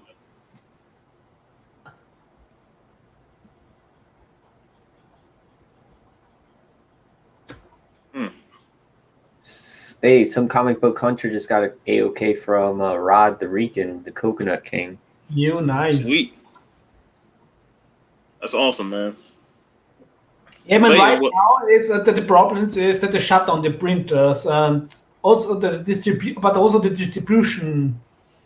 They shut also down the distribution, but also what is my question is, why are newspapers coming out? Why are magazines coming out? Heavy Metal magazine is still coming out. Here we still get the Panini reprints in German. I don't know it's basically a Diamond. I don't know the full story behind those, but I think those are already pre-planned ahead of schedule. Like comics almost fall to the deadline, right? Whereas in the magazines, Patch Tircher and Gary Dagan already finished so many Savage Avenger comics in advance, so the files are there. Yeah, I don't know. Maybe the files are, I don't know, man. But like Perry just said, that the LCS can afford different distributors. This is also my question, especially as a non-American. How will this affect comic prices all over the world? Because a lot of these comics it's like already the $4 price, with $4 to $5 price is already on the limit, especially with the quality. And if the prices go higher, I would cut down my pull list, of course, only to the essential Red Sonja and Conan comics. Well, I think that something is for sure going to change. I just don't know what. Yeah, we'll see how DC does with this self-distribution. Like, they're the first ones to attempt it, so let's give them a shot and see what happens. Yeah, I think Alterna did it first. Alterna, like Peter Simonetti, or I think it's his name. he announced, I think, 2 weeks ago that Alterna is now distributing the comics themselves. Mm-hmm. But of course, I was like, I pre-ordered Swan King. So of course I'm not getting it now because the distribution was over Diamond, and for me, there's no reason to order one book from a US distributor to Europe because I would pay more shipping than 20 of his books would be worth. And Nice, I Biggie. refuse to read comics digital, like Death Before Digital. Which Conan and Red Sonja books would you recommend? I think for Red Sonja, the Ballad of the Red Goddess is a very awesome book to get into Red Sonja because Roy Thomas and I think Moroto, the artist, revisit the origin of Red Sonja, and it's a beautiful book. Then, of course, the first Dynamite arc is very interesting, and the original Red Sonja run from Roy Thomas and Frank Thorne. That's a bit overwhelming for her though. But I would say the Ballad of the Red Goddess, you can get, it's one graphic novel, and if you like that book, you will like Red Sonja.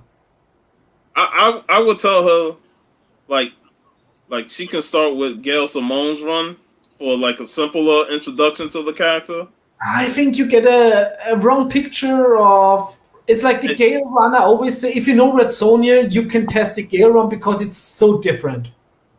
It's still good though. I still enjoy this. It's still good, but it's a little bit like if you would recommend James Bond and say you should start with the Daniel Craig stuff.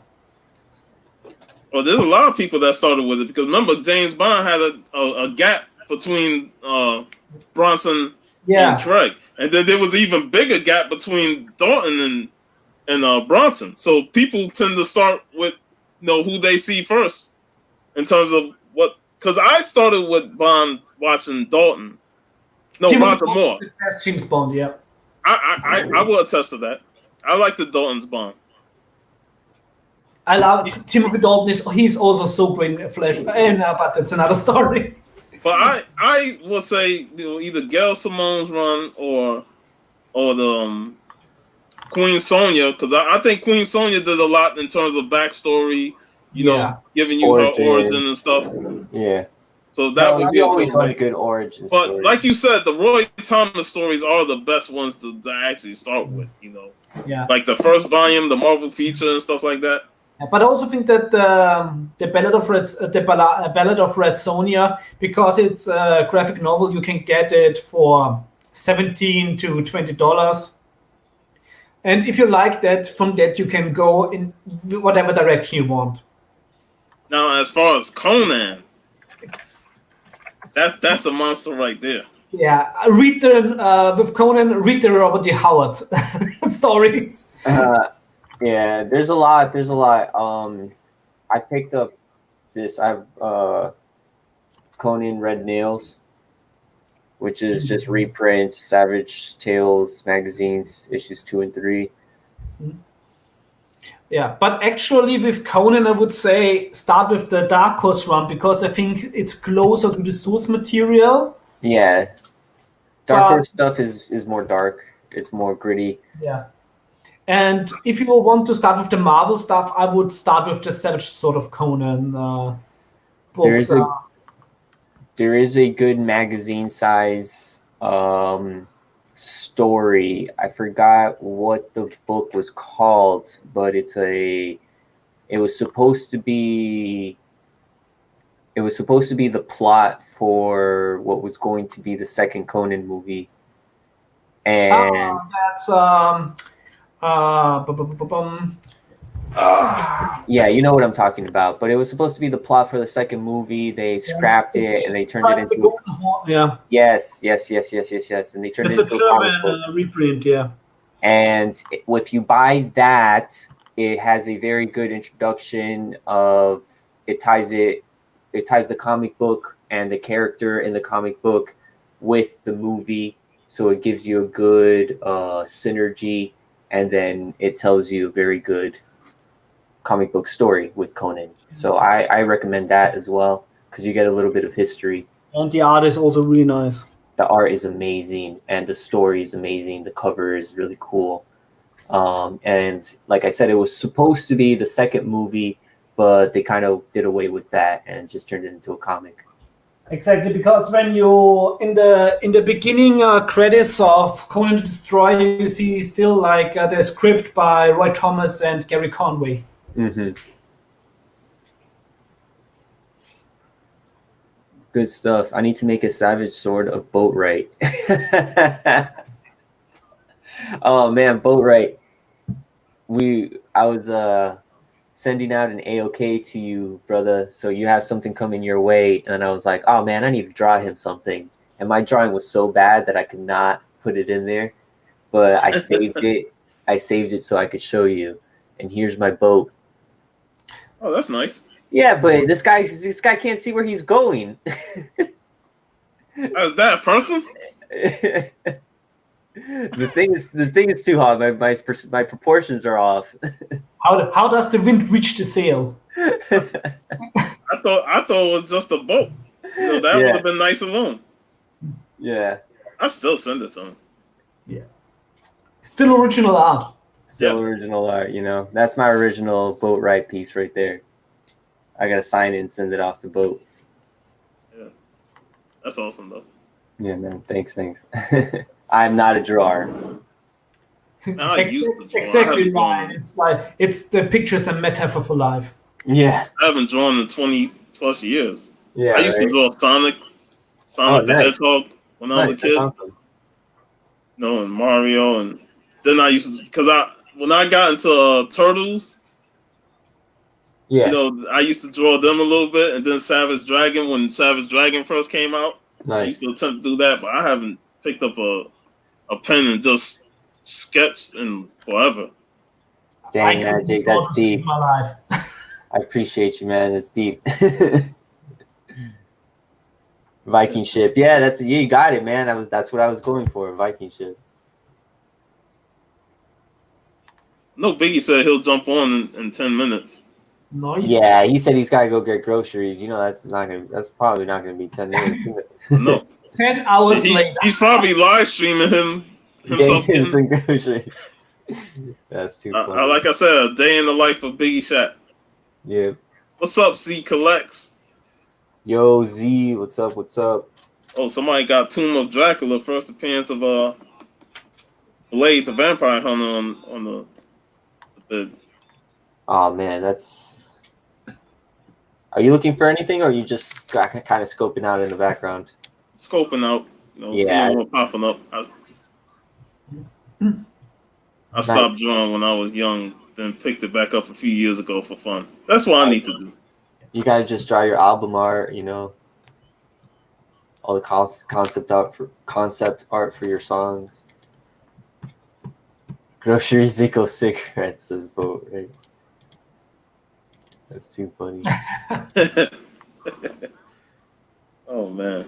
Hey, But really, with this lockdown, I don't know how it is for you guys. If you're only allowed to go venture outside if you buy groceries, but I'm already not used to go out anymore. Yesterday I was buying groceries, and since I had all of my sweatpants in the laundry, I was for the first time in like 1 month wearing regular pants, and I wasn't used to this anymore.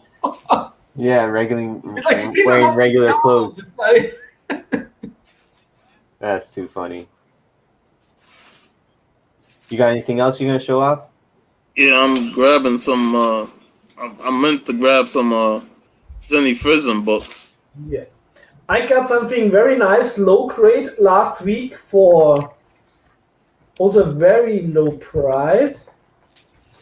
One of the more iconic Conan covers. Nice. And I paid it's like €7 for it. Wow, dude, that's awesome. That was a steal. Yep. Hey, nobody knows if I'm wearing pants right now. That's the wonderful thing. I don't think nobody wants to know. This is this Nobody wants to see the Thunder Maze, eh? Oh man, that's sick. That's really nice. It's funny that you can still get the Fission Red Sonja covers for cheap, but her Vampirella run is expensive. Like they going up in price. It's kind of crazy. Jenny Frisen's a hard artist, man. She's good. That's cool. I know, but it's funny that the Red Sonja book you can still find in back issue bins, but the Vampirella ones Yeah, are the ones that's hard to get. Yeah. I think Vampirella has. I think the audience in general for Vampirella is bigger. Red Sonja is still very much limited to the sword and sorcery community, while of course Vampirella. When you hear good girl art, you think of Vampirella. And look at this guy. Look at that guy. I love this cover. Yes, that's sick. I think that's the one from my comic book short boxes. That's awesome, man. I'll tell Sanimation to get this run and get it for the Frisian covers too.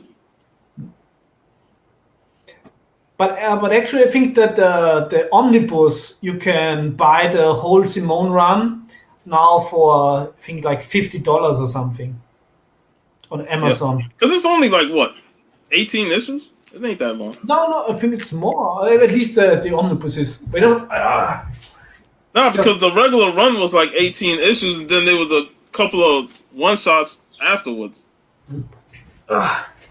So. The omnibus. Oh, nice, man. That's sick. Oversized. Let's just see what it contains. Yeah, the first 18 issues, 0 issue to 19 issues with the 0 issues, and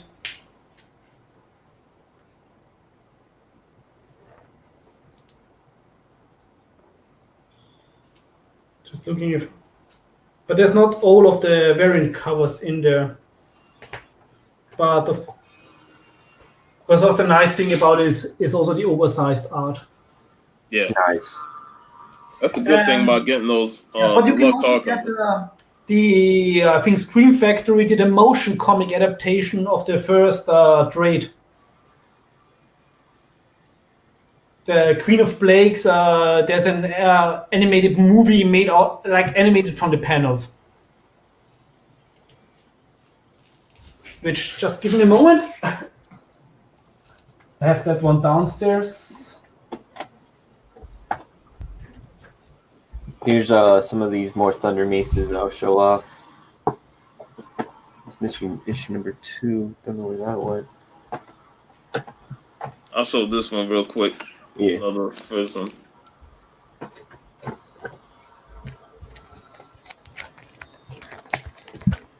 Oh, nice. That's sick. I love that white. Yeah.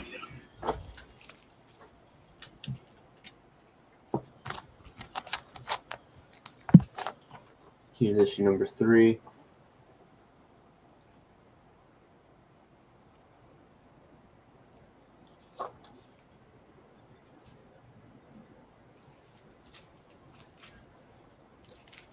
Here's issue number 4.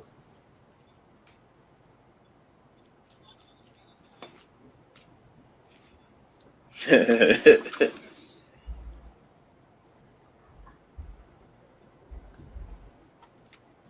think not.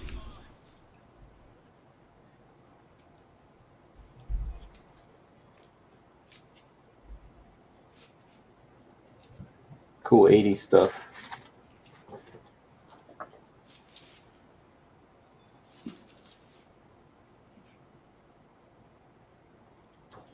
So need to ask what's his name, what he thought of the Amy Chu run. For which one, Red Sonja? Yeah. Superior hero reviews. Here's another Frism. I think this is the last issue of that run. Nice. Like how the swords are on the side. Were the Frism the A covers? Or were those Most of them were. Nice. You know, they had some variants to it.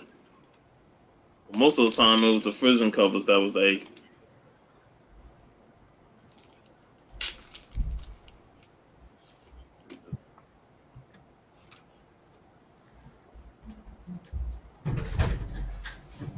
There he comes back.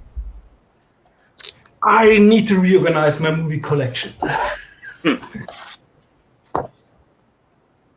So that's the DVD of the Red Sonja animation. What anime studio did it do? Or what? Scream Factory. Oh, nice. And it has all her covers right there in the interior. Yeah.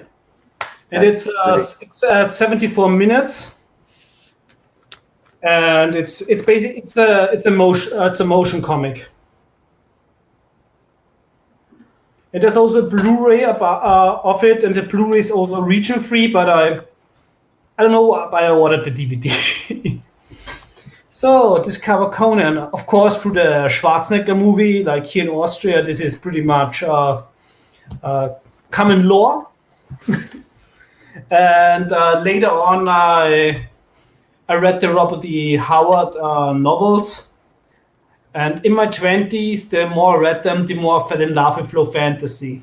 Because when I was a young teenager, I was more into high fantasy. I read a lot of the Rings, the Dragonlance novels by Margaret Weiss, which I still very much love. But the older I got, the more I valued the low fantasy world of Conan.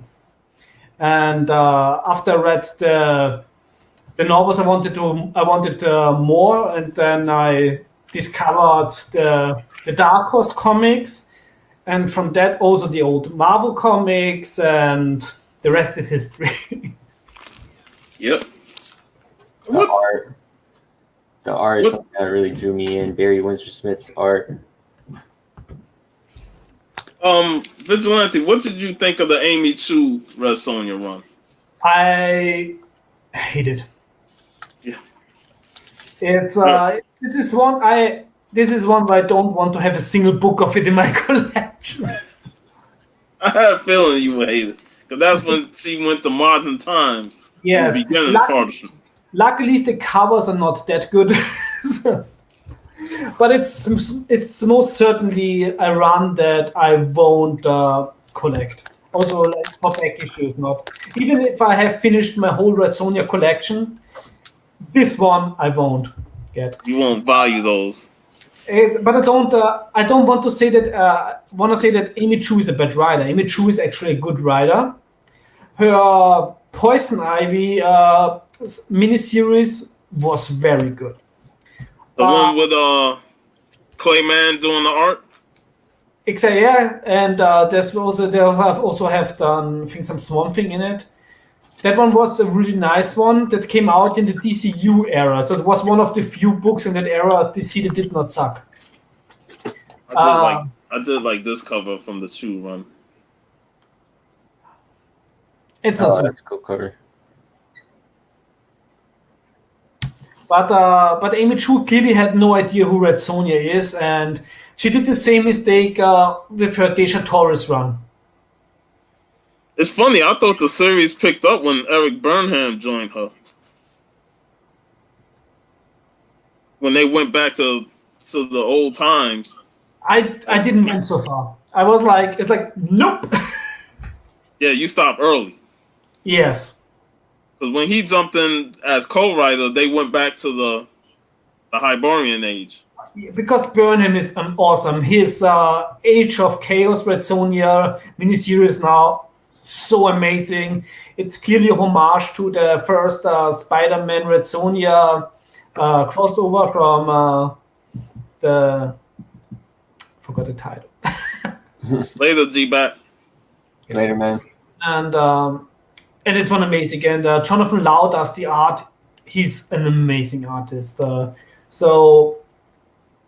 totally recommend the Age of Chaos run because you get great writing and probably one of the best interior arts in current comic book history. Exactly, the Marvel team up, yes. And Magic Lasso just brought up the Marvel team up, Spidey and Red Sonja. Exactly, and the Age of Chaos. I need those books.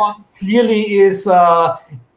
The fun thing is that I read the first issue and I was saying, "Oh my god, this clearly is a homage to that." And in the second issue, Red Sonja even mentions that she was in New York before. Yeah. So they keeping it in continuity. Exactly.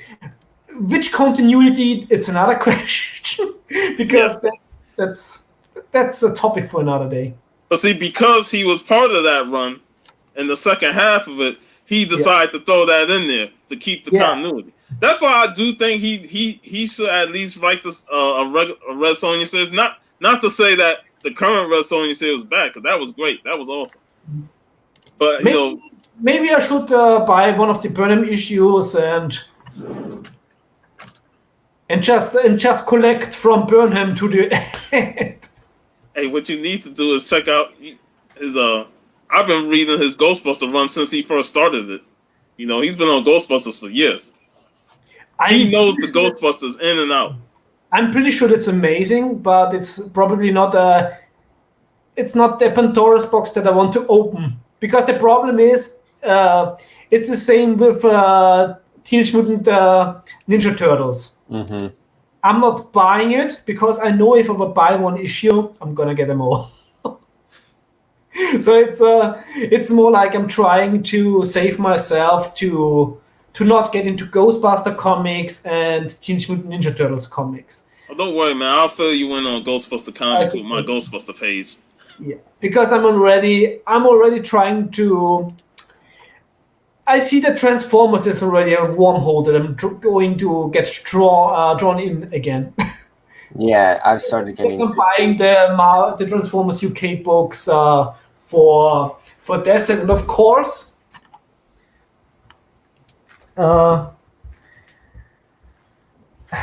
I've been getting into Transformers, and now because of Bo, I've been getting into G.I. Joe too. Well, I've been on the G.I. Joe train for a while in terms of like the current series and the old. Some of the newer stuff that's coming out, they've been upping it up a little bit. When it comes to G.I. Joe, I only stick with Larry Hama, the original series that he continued. Nice. Other than that, I don't pick up much of the current Joe IDW run outside. Because of course I had to get Transformers Terminator. Oh, nice, yeah. And of course I had to get the variant cover by Freddie Williams. Because my boy Megatron is on it. Nice. It's the 1 in 10 variant. But the G.I. Joe is it's. I think I had a discussion once in a comment section a while ago. Why they were saying is that the G.I. Joe movie do as well, and actually should do as well as the Transformers movies.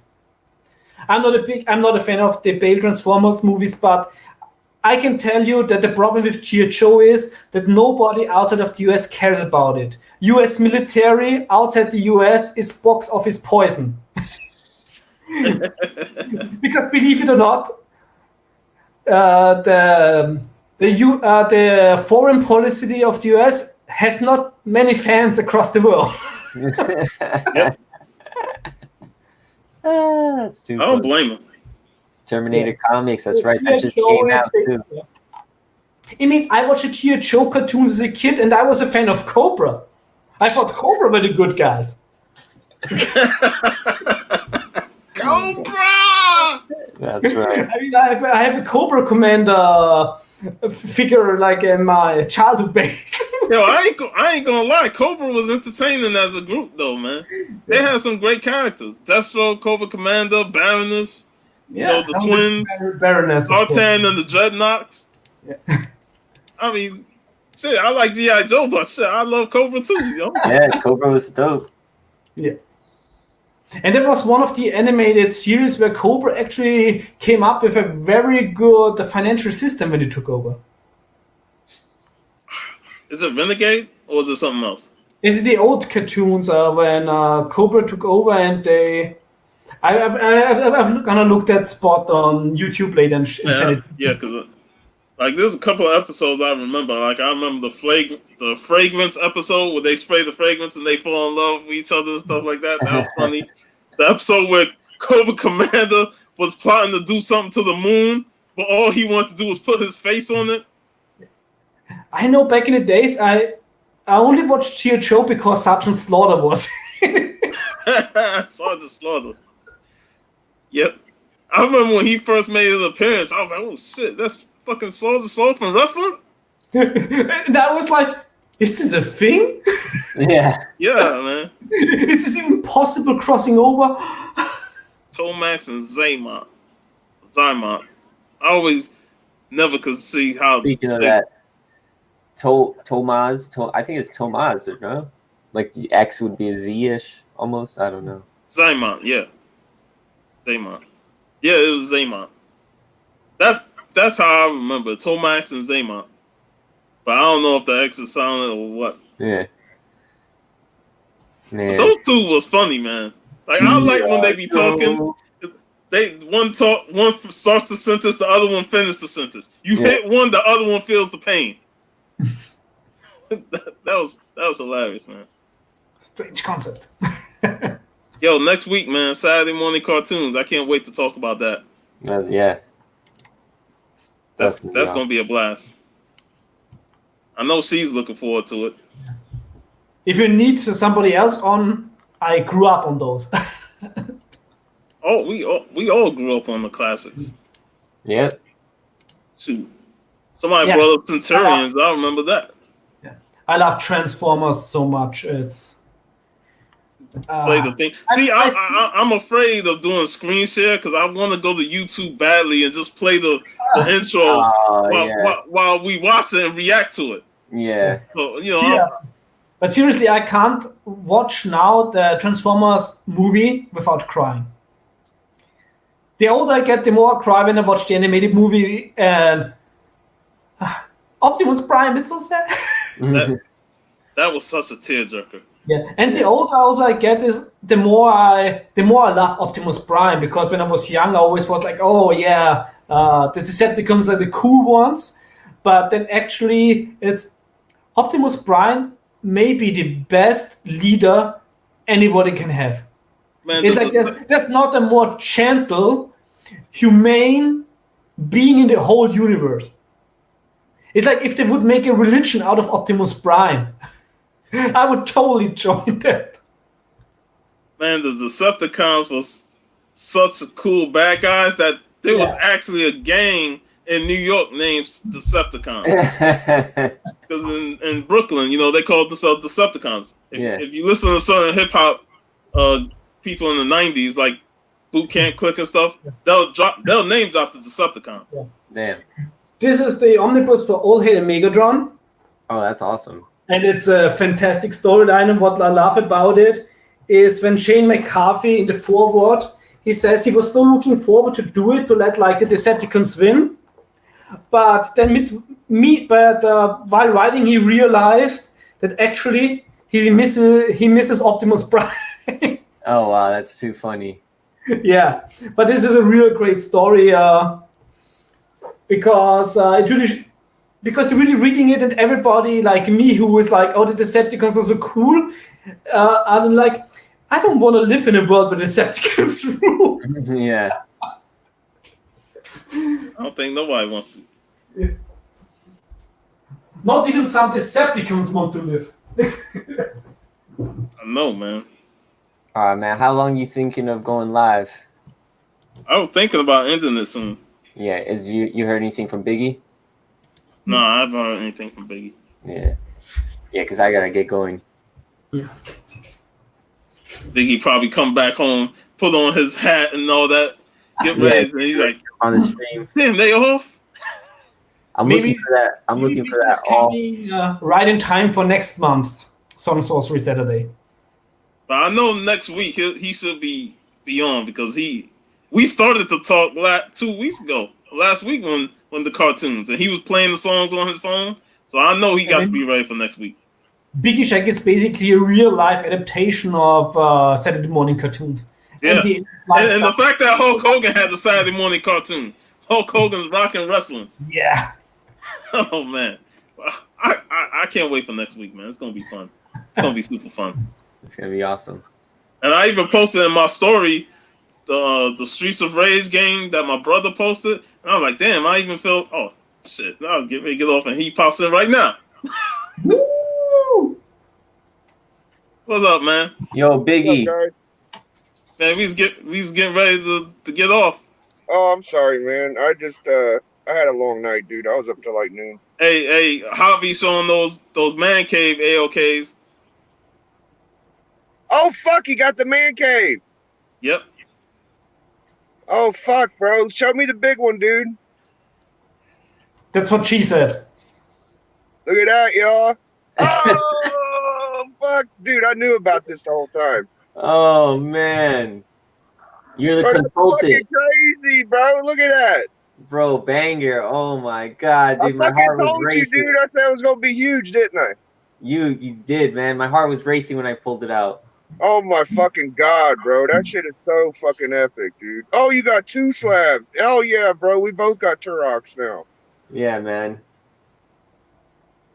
Awesome, bro. Bro, that is so fucking cool. Dude, Woo. that Turok slab's so cool, right, Avi? I know, it's so sick.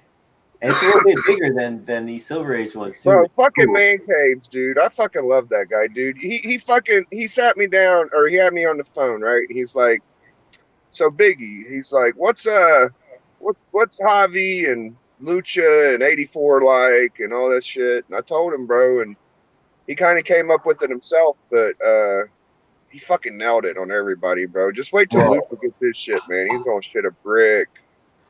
He sent one to Unruly too, man. Dude. Oh yeah. Unruly got his shit yesterday. I don't know. Yeah. Sometimes Unruly takes a day or two to open his shit though, so I don't know. I know what it is though. I'm always fucking nosy, man. I always want to know. That's good though, man. You texted me yesterday. I was like, hell yeah, man. Yeah, I told Mancase, I was like, I'm not going to tell him what the book is. I'm just going to be like, yo, you're getting something cool. Yeah. Hell yeah. Good It shit. was awesome. Man. Hey, Biggie, Al Dusty Brick Brown put us in the little group chat and sent the photo there, and you're in it. So make sure you check that out. Yeah, I'll check Instagram out. He on the chat. Sweet. Thanks, Dusty, dude. But yo, next week, Biggie, that's that Saturday morning shit. We was just talking about that a little bit. Oh man, I thought y'all started that today. No, it's next weekend. Okay. Yeah, I need to go watch that auction, man. That's where everybody's at, I think. Yeah, I'm on my phone checking out, what they showing off, man. Yeah. One piece went for like $1,025. Oh my god, I saw fucking NYC spent like $600. Yeah, NYC was going ham on there, man. Oh yeah, bro. That's always the most frustrating thing, watching the auction videos and I can't bid because of the shipping costs. Yeah, that sucks for Varangian, dude. He's just as big a community member as us, and he's got that international shipping, man. That fucking hurts. But it's like shipping from Austria to the US is really cheap. Like I can ship comics for $10 to $15. That's what, bro. Whenever I send you some Varangian, dude, I'm gonna hit up Stone Cold and Libre. I'm gonna try to make it a group AOK. Is what I'm thinking.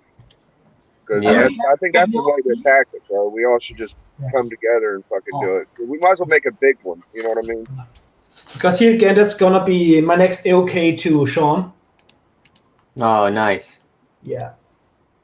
It's and then you have Avengers and the Savage Sword of Conan in this reprint in this UK one. The UK reprints are so underrated because no, they are. Yeah. They're fucking awesome. Most of them are originally from there. Yeah, like what is it? The werewolf fucking one. I think that's from where y'all are at. Mm-hmm. Werewolf by Night. I don't know, dude. I know y'all got some artists over there. That was the German one I sent to John. But this Sean can actually read. But also like it's magazine sized, and they That are looks black like and Kirby. white reprints, so you can see the inks way better. It's actually the what's that? The Avengers cover on. That's the Kirby cover, but it's on this oversized magazine. Right. Exactly. And there's some Conan here, and there's of course and there's also a Shang-Chi backup story. Oh, nice. That's awesome. Damn. So basically, in the UK, probably the Grey Man knows way more about it. But what I heard for some Brits is these are like very affordable right now, because in the UK nobody cared about them because they bought the US issues. But I think, especially when this one I bought for myself, this is a reprint of the first Red Sonja appearance. Oh, I mean, shit. these covers are beautiful and they're so undervalued. So the UK reprints, it's something I really want to go more into. Varangian, dude. That's awesome. Dude, them Transformers y'all did were phenomenal compared to ours, dude. They were way better, bro. Oh, yes. Yeah, he was showing them earlier. Bro, way better than the shit we got. And but if IDW will be still a thing in a few weeks, they're gonna do Transformers Think 84 series. Yeah. With Furman on it, the guy who wrote the Transformers UK comics. Yeah, bro. And I love his stories. I also have, of course, the European sizes are always bigger. This is the European Look at that, man. of the first depth set. Jeez, oh, Pete, that's beautiful. And I mean, here with Galvatron and the UK run of Transformers is in the aftermath of the original Transformers movie. Right. It's like the Headmasters. Exactly, yeah. Yep. And those are so good. They are, bro. Yeah. So they got them to where they're like samurais and shit almost. Mm. Yeah, I love it. Those Transformers, it's just oversized greatness. That's what it is. Yeah. They had regular size too. They were nice. Disco. Somebody asked me on my Ghostbuster page if I wanted the UK real Ghostbuster issues, because there was like 100-something issues of that. He had like most of that run, and he asked me if I wanted it. I was like, well, hit me up, and we'll see what we can do. But he never got back with me. Huh. I don't know if I ever seen those. Yeah, the real Ghostbusters had the UK run. They also had some annuals, like the Conan hardcovers they had. So you can actually also get some Ghostbusters hardcovers. Yeah, I know the UK had a longer run than the American one. That's like over 100 issues. Yeah. All right, guys, I'm gonna have to jump out of here. I'm gonna have to get going. Biggie, it was nice seeing you. Nice talking to you guys. Nice having you on. Yeah. Thanks for jumping in, man. Yeah, of course, man. Sean, thank you for having me. I'll see you guys. Keep on rocking on. Have a great weekend. You too, man. Be safe. So if I'm here next Saturday, I have to wear my Soundwave t-shirt. Hell yeah. It's going to be fun, man. I want one that Optimus Prime fucking shirt. Yeah, man. No. Have you seen the Prime shirt where it's semi-truck windows on the chest? Oh yeah, that's because I think mine is. There he goes. You always got something, man. Yeah, it's fucking Varangian. Life with Two YouTubers gonna be on next week too. Hell yeah, it's gonna be fun, man. Yeah. Oh man, that's awesome. Oh yeah, bro, that's perfect. Yeah. But Biggie, I was going through YouTube, digging up all the old cartoons. Bro, you remember the Jackson 5 cartoon? Yep. Jackson 5 cartoon. I know he said that you like a Saturday morning character yourself. I'm like, remember Hulk Hogan had a Saturday morning cartoon. Oh, fuck yeah, bro. What were they called? Rockin' Wrestling. That's Rock Wrestling. Yeah. Rockin' Wrestling.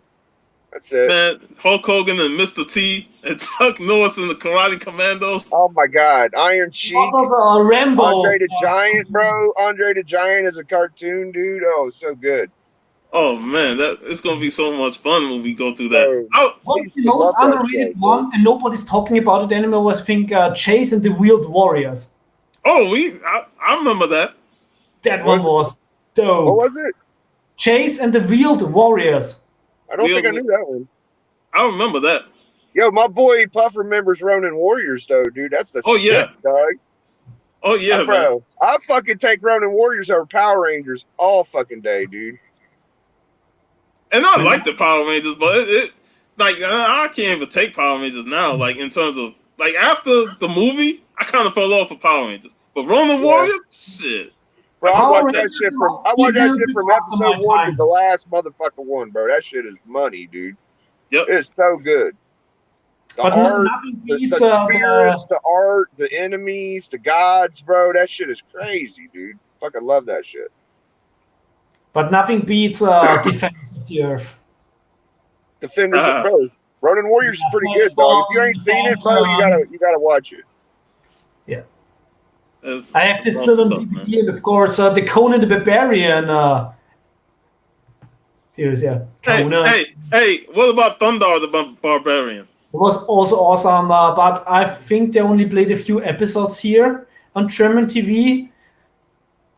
My boy 84's got the first Herculoids. Oh, really? Yeah, he's got first Herculoids comic. Awesome, bro. Herculoids, Thundar. Yep. Birdman and Space Ghost. I watched all of that, man. I even watched replays of Johnny Quest and all the old stuff.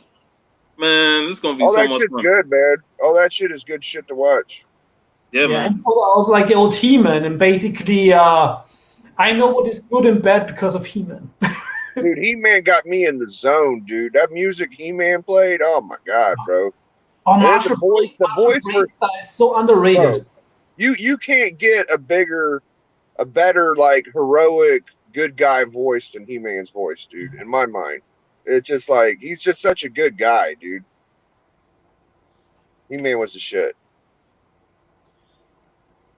It was almost like you'd laugh at him, and He-Man be getting his ass whooped, bro, and he'd just be like, ha ha ha, or Skeletor, you know, nothing ever phased him, dude. Are you reading the Masters of the Multiverse? No, I'm not. I do got the first Master of the Universe Thundercats, though. It's a bomb fucking run. Oh, I love that series. You have to read the Masters of the Multiverse because it really pays homage to all the He-Man stories and all the different worlds. And when they come to the original Filmation world, and it's like that, this He-Man is like, he's such a good doer. He really is, man. Landgren He-Man meeting the Filmation He-Man. He's the ultimate good guy, bro, dude. That made me think. Remember when they did that Turtles Forever, and they had the Turtles of 2000s meet the Turtles from the 80s, and then they meet the comic book selves? Bro, how about the Spider-Man clone story where they had like 20? Oh yes. Oh my god, bro. Yo, my like at that time my blood pressure was rising because this shit was so much excitement. Just seeing Scarlet Spider on the screen. Bro, so many different Spider-Men, dude. It was crazy, bro. And people were acting like that wasn't good, and they were starting to stop. I loved that shit. I thought that was the best part of it, bro. That was awesome, man. Yeah. I think I'm the only one who didn't like the Spider-Man animated movie because I'm not a fan of the animation. It was okay. I didn't like how they portrayed Peter Parker. He don't have to be a fucking schmuck, first of all. But besides that, it was okay. I really, my problem with modern animation, I think I also talked on my channel about it with Heavy Metal Fact 2, where I said that Heavy Metal Fact 2 was the last adult. I think it was, I think it was called. called in Varangian US. reminds me of that death metal cartoon that's on Adult Swim. What the fuck was that shit called? You know what I'm talking about? Wasn't that the one that was written by John Snap? I don't know. It's a newer one, and they got like a death metal cartoon, man, and they sound like you. I'll look it up. I'll send you a clip on Instagram. Oh, cool. Okay. There's gonna be a couple of us on here. You know, me, Biggie, you know, Varangian. If he wants to come on here, he can Of come. course. You know, Dusty Brick Brown, Leroy, he's gonna be on. We all gonna have fun. I'll bring my 80s toys, dude. I got about 40 He-Man, about 100 G.I. Joe, and about 600 Transformers. So I'll be ready, bro. It's gonna be awesome. I want to find my fucking GoBots, dude. I like GoBots better than Transformers half the time, man. Them GoBots are solid, dude. They're like bricks. I fucking love GoBots. Hey, who you like more, Smurfs or Snorks? Oh man, Papa Smurf was a fucking pimp, dude. Papa Smurf, bro. He was like, all right, what was his name? Fucking Gargamel. I'm gonna make me a potion. I mean, Go in there and make him a potion, bro. Fuck him up, dude. He was the ultimate wizard. I mean, the Papa Smurf is the Grand Wizard. Yeah. You look at how they turn. Everybody has the white robes. Only the Papa Smurf has the red one. I was watching. And the Gargamel basically looks like a Jew. I was watching a fucking Smurfs the other day, Puff, dude, and Gargamel turned himself into a Smurfberry bush. Yeah, I remember that one. Gargamel stooped so low. He had like shoes in a Smurfberry bush, dude. I was like, God damn it. I'm like, how low can you go just to get the Smurfs, man? I'm like, come on, man. bro. He's like, I got the bastards now. I'm a fucking Smurfberry bush. I'm riding with the Smurfs too, man. Fucking Gargamel was cool, dude, bro. But I tell you, man, out of all the Hanna-Barbera shit, Fraggle Rock, bro, that was the shit, bro. The workers, what were they called? The workers, the little ones. Oh shit, I'm trying to remember. I can't remember their names either, bro. But that was like my favorite shit when you see the little guys. See, that's why gotta do the research, man. Yeah, man. I gotta look up Fraggle Rock now. Fraggle Rock. Huh? Did you say Fraggle Rock? Yeah. Yeah, that was yeah, they had the tiny little workers for racing. You remember the tiny little guys that they would eat their castles? They would eat their fucking castles. Time, lass die Sorgen. Sorgen sein. I only know the German. Hey, Biggie. Yeah. Remember the Schoolhouse Rock themes? I think so. Remember the conjunction junction? What's your function? Fuck yeah, bro. Oh, I'm just a bill. Just a bill on Capitol Hill. Oh man. Yeah, bro. That's just money, dude. Conjunction, junction, what's your function? Yeah, oh man, we gonna have so much fun. Yeah, bro. But it's also interesting that the whole Saturday morning cartoon is like worldwide. So we got the same shows, but probably in a different. It's always interesting nowadays to find out what was censored. Bro, I hate the fact that the Spider-Man show didn't throw a fucking punch, man. Like the animated series from the 90s, Spider-Man didn't throw a punch because they didn't want him throwing punches and shit. But they had no problem with swastikas. That's how it went, man. Yo, Puff, I gotta go get some pop. Melody's gonna kick my ass, but I'm glad I could stop in for a minute. Yeah, man, I'm about to end the show right now before we keep going on with cartoons because we're gonna save that for all next week, man. Right. So thanks for jumping in. Yeah. Always great to have you, Varangian. Yeah. Everybody in the chat, that showed up, man, it's awesome. Thank you for tuning in and watching. Anybody that didn't comment, thanks for tuning in and watch. If you're gonna watch the replay, please like, share, and subscribe. Leave a comment. Tell us how you enjoyed the show. And this is your boy Sean, aka Stay Puft 1983, and we are signing out today. Peace, everybody. Later, guys.